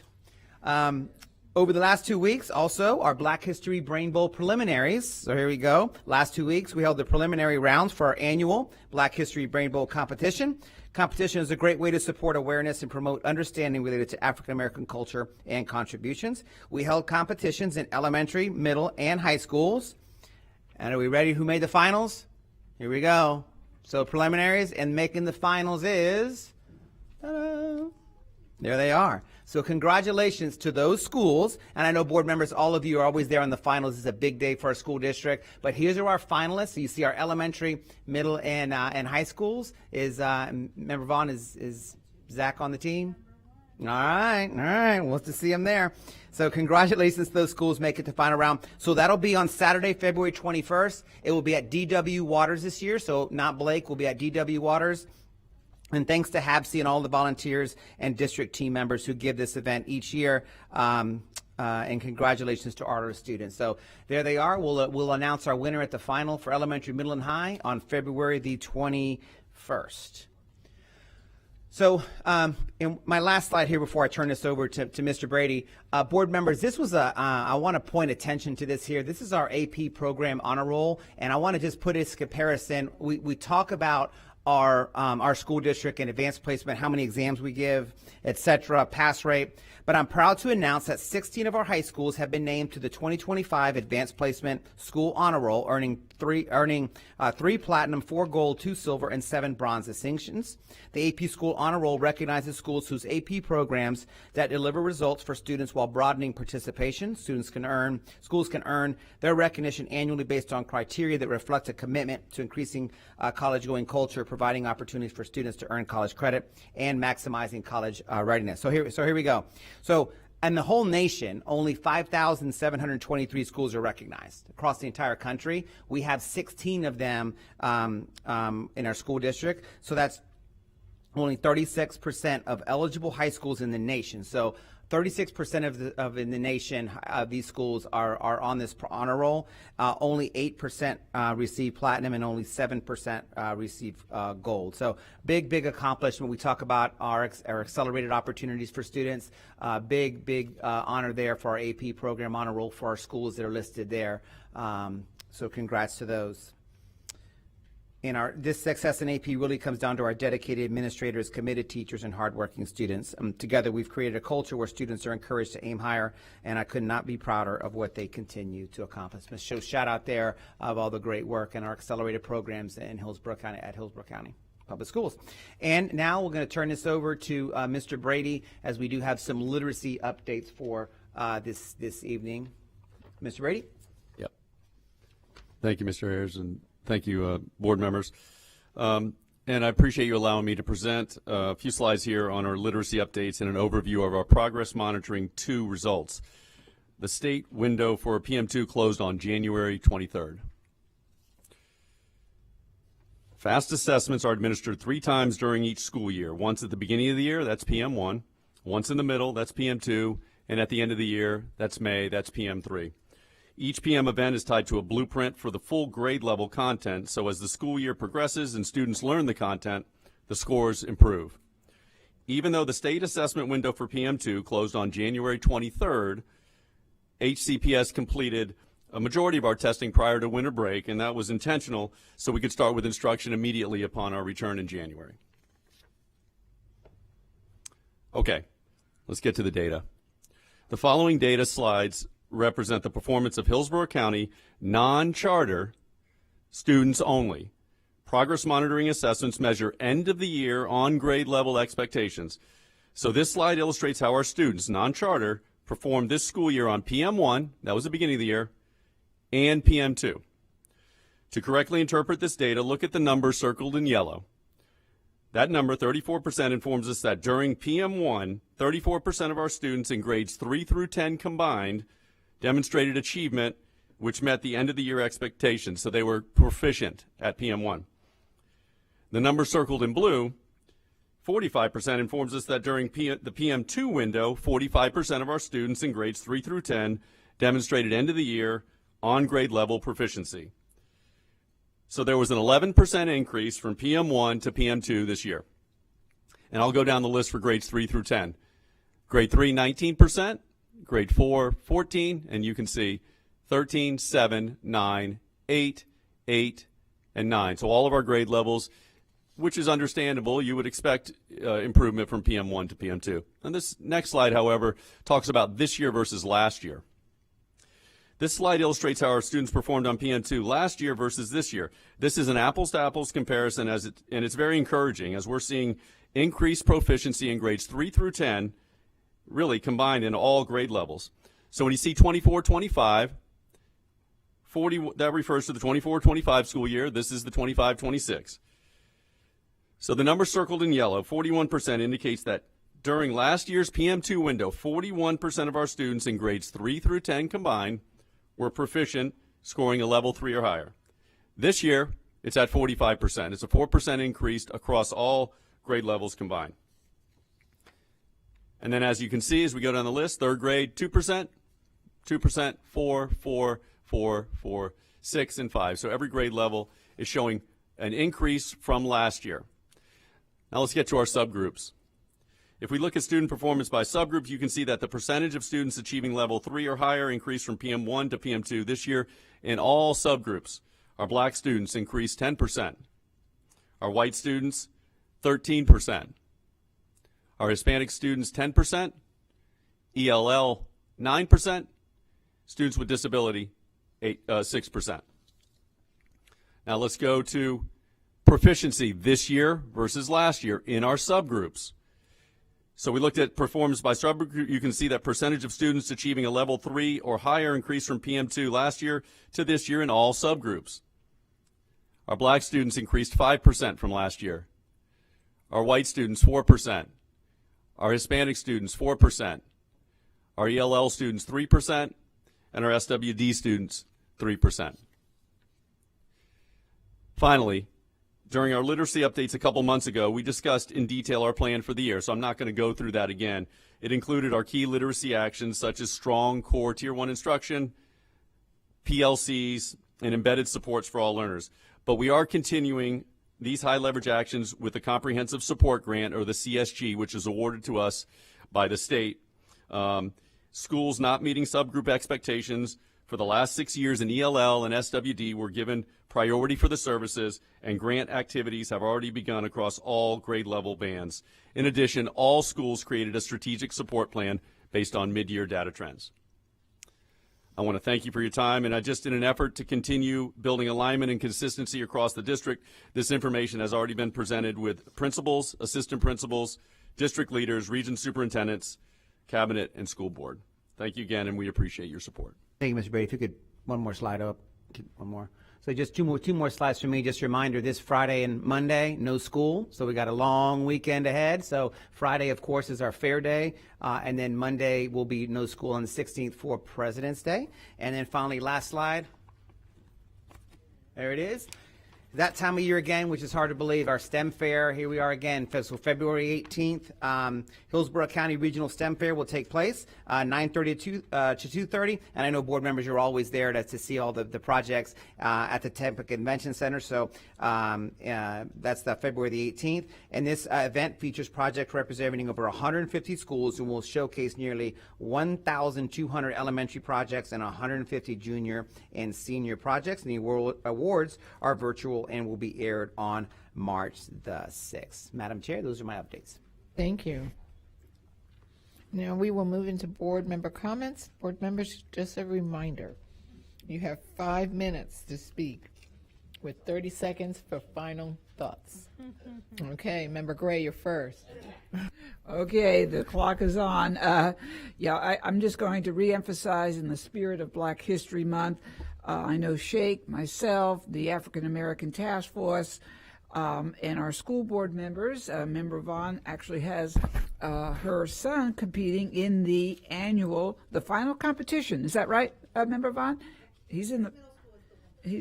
Okay. All right. So it will be held on February 21st at D.W. Waters Medical Center at 9 to 1. Also, a special thanks to these members who put forth so much work. HAPSI has done a marvelous job. Kingsha Parham, of course, our wonderful director, Dr. Andrea Beverly, our staff, Ernest Wood, Dr. Pansy Holton, Kelly Brennan, Murray Rogers, Brandon Austin, Lynette Judge, Allison Edgecombe, the Thurgood Marshall District Club Director, which I know Fred Hearns is going to give a special award on February 27th during the Black History event in the History Center. And Fred Hearns is always behind everything that we do. And as also, you took away some of the thunder, Superintendent Van Ayers, but we are now at the regional, Black History Cultural Regional, and we had Robinson was second, Riverview was third, and the winner was Strawberry Crest. And those are some photos. Good going, Pablo. You got it right out. You nailed it. So these individuals, these students work so hard. And when we talk about, Mr. Brady, the PM2 data, 10% we went up, the black students went up. And that's very, very much correlated, I do believe, with their intensity and intentional, paying attention to their cultural black history. And that, I think, is just so exciting. Also, skipping to another subject, I went to Mann Middle School, and, we didn't have a big, exciting event, but this was the most tender moment I have had in many years with students. We were looking at the students that had visually impaired situations, and $40,000 was invested in books, in Braille books. And I just met the sweetest students, Student Naya and Ava, and I did take a picture, but I forgot to give it to Pablo. But one of the students said, literacy is a gift for all children. And I want to say that school, and I know, Ms. McCrae, you know this, that school has level 5, that's the highest level you can get, readers and they're visually impaired. Now think about that. Level 5 against all those challenges. It was just mind-boggling. I also want to say thank you to all, and this school board members will probably say something too, our student forums, the high school, middle, and elementary, they're just wonderful students. And they had some concerns, and I guess if we level it out, at least in my group, wanted more law studies, and they wanted more classrooms, computers to work because AI is coming and and they're not functioning all the time. But one of the most important items that I know we put on the legislative platform is the need for more guidance counselors. Every one of those grade levels, right? Remember, Perez? They need to be heard. One guidance counselor per 600 students. And when I talk to a high school student, I ask them, how many times do you see your guidance counselor? 2 times a year. That's the average, 2 times a year. So I know it's not our fault, but we have got to push more for guidance counselors and therapists, school psychologists, etc. Okay, running right on down. Well, I think that's all for right now. I think I'm out of wind. Perfect timing. Thank you, Madam Chair. All done. Thank you, Member Gray. Member Combs. Thank you, Member Perez or Chair Perez. You know, less than a year and a half ago, myself, and I remember some of you remember Lenore Bonfante. You know, for many years we had this aspiration to have a family community center in the town and country area. And this is, you know, this is no cost to our taxpayers, because people who used to work at ISC and ROSAC, they're now at the Family Community Center and really making sure that students can make academic gains as well as social. For example, the bilingual hotline, now it's there instead of there. So instead of people being in the center because it's so spread apart, they're out there in the community making sure that students are successful. We're trying to replicate some of the things that we're doing here out in South County with Enterprising Latinas. But some of the key positive factors, and this is just mid-year from this year, is that 133 schools were provided services through the Family Community Center. There's been literacy, there's been computer literacy and tutoring going on. Since the center opened in October 2024, over 3,500 services to parents and students district-wide has been provided. And so this is really showing some huge academic gains. Pablo, slide 1.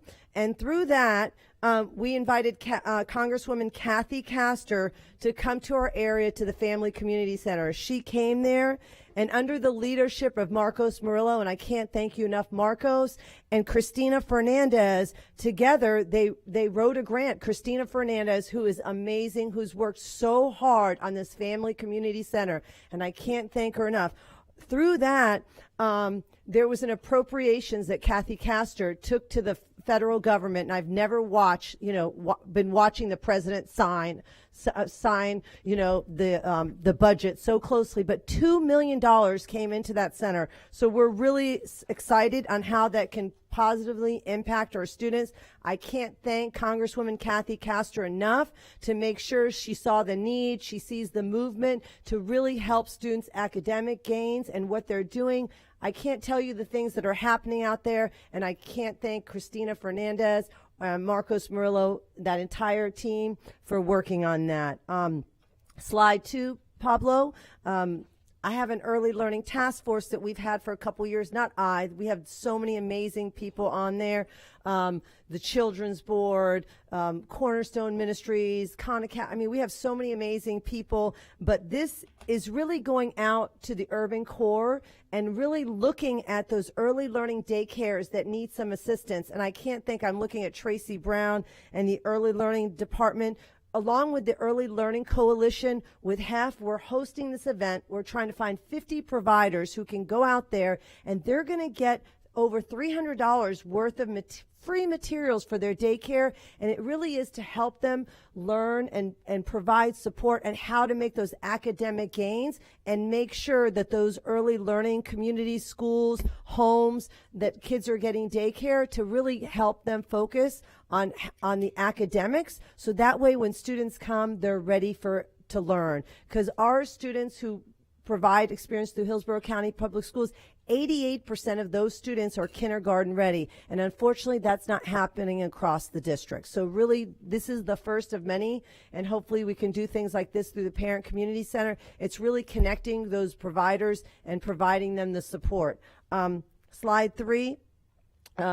This is, thank you, Member Perez, for coming, and I know Member Rendon came for the Special Olympics, and a special thank you to Selena Perez, who organized the entire thing. It was just amazing being at the Dragon's Fury, and really almost your whole cabinet was there, Superintendent. So thank you for coming. And Member Gray talked about the middle school and high school forum. That was one of my favorite events of the year. And then you can turn that off.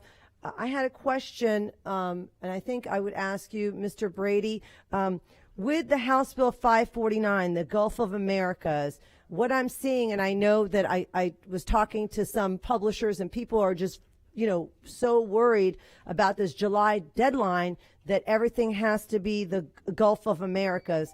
Who would incur that cost? So I have a couple questions. Yeah, who incurs that cost for that when we have to change everything by July to the Gulf of Americas? So the publisher is responsible for providing labels for instructional materials, including electronic instructional materials. So they're responsible also for putting in electronically. We are responsible for library media materials, nonfiction only. But so we would print those labels, we would put them on the books. The publishers would do instructional. We provide our own labels for library media. So that sounds like a lot of manpower to identify those books, and then you're going to have to find every library book that says Gulf of America and change it to, Gulf of Mexico to Gulf of Americas. Is that what you're saying? So for library, first of all, it's after July 1st, purchased or adopted after July 1st, 2025. Yes, it would be. We did a subject search and a title search, so that would be the easiest way.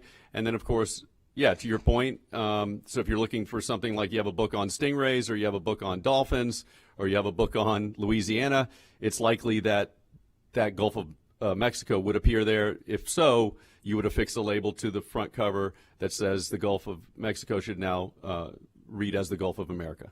So we're paying for the manpower for the library books and everything? So we're paying for our employees are doing, our library media specialists are responsible for their own collections. Yes, and we're providing the labels. So we would have to print those labels and provide them to the library media. The publishers are responsible for instructional materials. Right now, the last adoption we had was science and dual language. So it did affect elementary and high school more than middle, but yeah, we have quite a few books that are being And the tagged. charter schools that falls under as well, right? So yes, it requires, House Bill 549, I'll read this, requires instructional materials and library media collections acquired on or after July 1st by a district school board or a charter school governing board to reflect the new federal designation of Gulf of America. Okay, and I know there's hundreds of millions of dollars going to vouchers and private schools. Would they adhere to the same?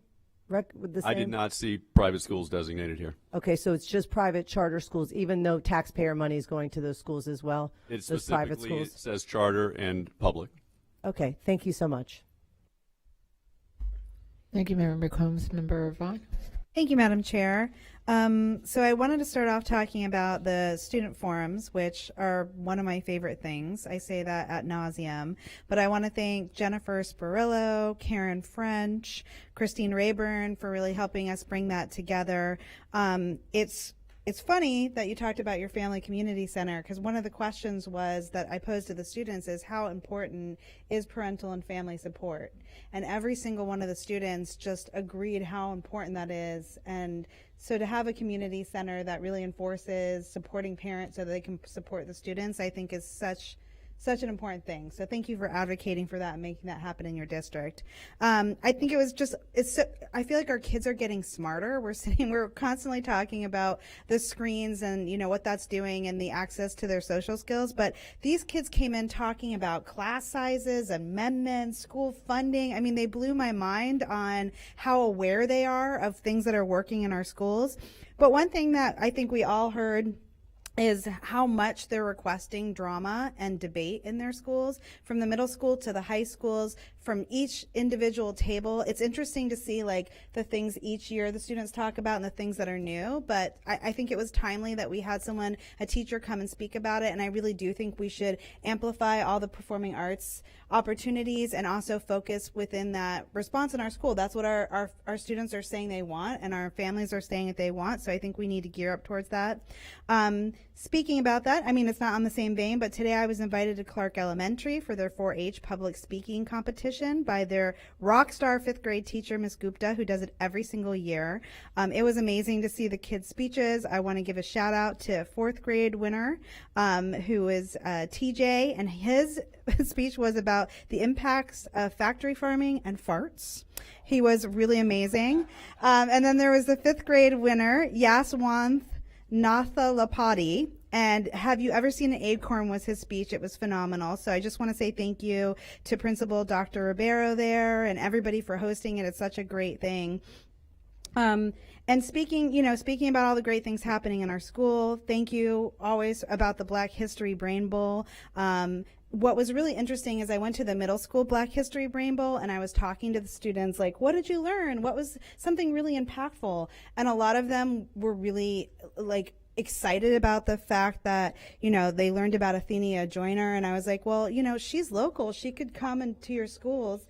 Good. That's what I was going to say. Oh, well, just the amount of rich Tampa Black history that's in that, I would love to see us incorporate some of the people that we're teaching that are still with us, thank goodness, to come to that event, because when I mentioned that, you know, I knew her and she was available in this community, the kids lost their minds. So I think it's such an opportunity as we're teaching kids about our history, if we actually have people who are a piece of that history, to be able to allow our students to meet them and engage them in this experience. I feel like that's such an opportunity because they were really excited about learning about local history.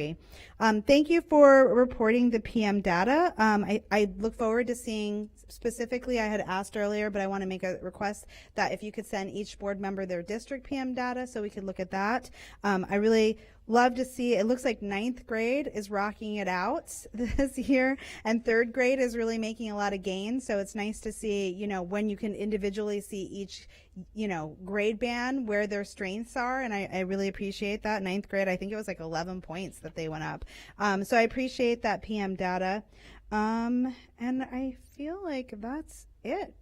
Yeah, I think I covered everything on my list. Shout out to Strawberry Crest for the Black History Brain Bowl regional winners. That's really great. Strawberry Crest is doing amazing things. They're like popping up everywhere. So, yeah, I appreciate it. That's it. Thanks so much. Thank you, Member Vaughn. Member Washington? Thank you. Thank you, Madam Chair. A quick quote from Harriet Tubman. She said, if you hear the dogs, keep going. If you see the torches in the woods, keep going. If they're shouting after you, keep going. Don't ever stop. Keep going. If you want a taste of freedom, keep going. That's a true statement, a great statement by Harriet Tubman.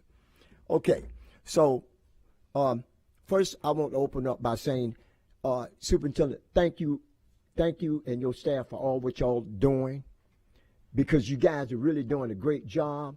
And I was kind of caught back last week when people came out and said negative things about it, about, you know, what was going on. But at the end of the day, what they were saying was not true. Because as you look at the data, that's not true in that data. All that data was not true. They were just throwing out numbers. I don't know where they got those numbers from. I really don't. Because people sometimes come out and just bring out numbers. But after talking to some of your staff, I found out those numbers were not accurate.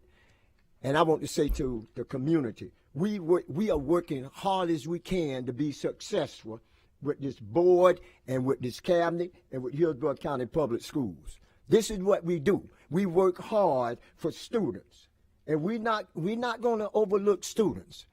Hey, improving. Look how much we have improved over the years.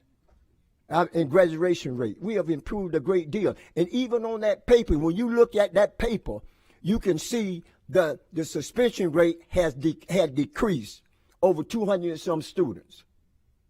Now, I don't know where they're getting it from. It kind of pissed me off a little bit, excuse my expression. But at the end of the day, we work hard, this board work hard, everybody work hard. And for people to come up here and condemn us, say, you know, you ain't done nothing for black kids. You're not doing nothing for the brown and black. We're working hard as we can to be successful. And that's what it's about. And I would hope that nobody inside is giving out no bad information. I would pray that they don't. Because if they do, you need to fight their ass. Because we can't have people giving out bad information if it's not true. And you got people saying, oh, the school system, we work hard every day. All of you guys, we work hard. That's what we work for to be successful. You know, every day. Oh, I'm sorry. Every day, we work hard. We work hard every day, all of us. We work hard for Hillsborough County Public Schools.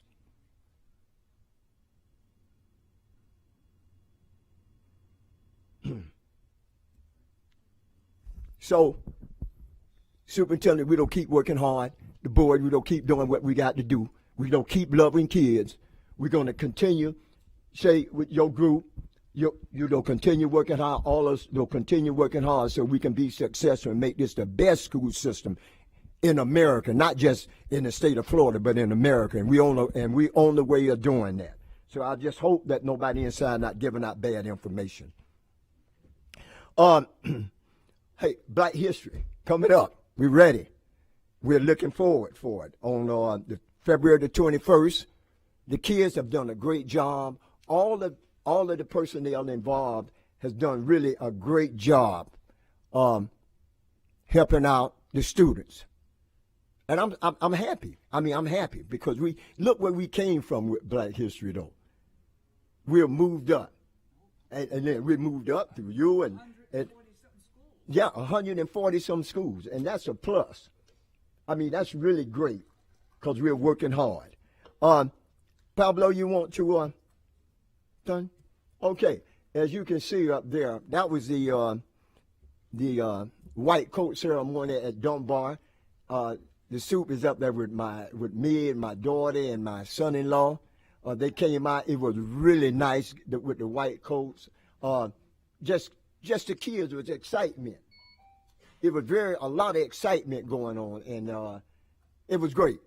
I thank everybody for coming out. It was really nice. And last but not least, we had a student forum. And you can see the students were very happy, and they gave their opinion, they gave their feelings, what they really wanted to happen in the schools, and how they improve and they love the schools in Hillsborough County. So thank you very much, and we're looking forward to another board meeting. Thank you, Member Washington. So, pictures were taken, none were shared with Pablo. So, just saying. You know, we had the opportunity, all of us actually were at the governor's luncheon, at the opening of this state fair, and we had the opportunity to be there. It was really nice. And then, of course, Shake stole my thunder, but he had pictures and he shared them. But for Dunbar Elementary White Coat Ceremony, that was amazing, you know, to watch these students talk about their work and their passion for wanting to be doctors and veterinarians, and it was really neat to be part of that. And they have that White Coat Ceremony every year, and I know a lot of our staff were there. The superintendent was there, myself and Member Rendon and Member Washington. But just the amazing things we continue to do here in Hillsborough County Schools. And to tag on to something that Member Washington was saying, you know, a lot of our community members attend a lot of our meetings. You know, they're invited. And sometimes they get a miscommunication in those meetings. And maybe making sure that those community members understand what is happening, the outcomes, and what is really, you know, the future of our students, you know, what that looks like for our students.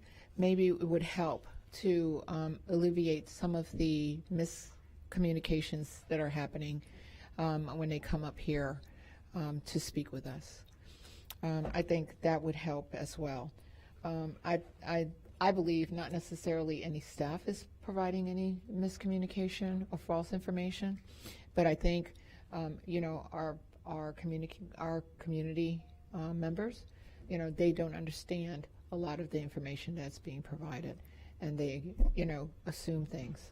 So maybe providing a little bit more solid information for them, or, you know, clear information probably would help the miscommunication. So, but seeing no further questions or comments, this meeting is adjourned.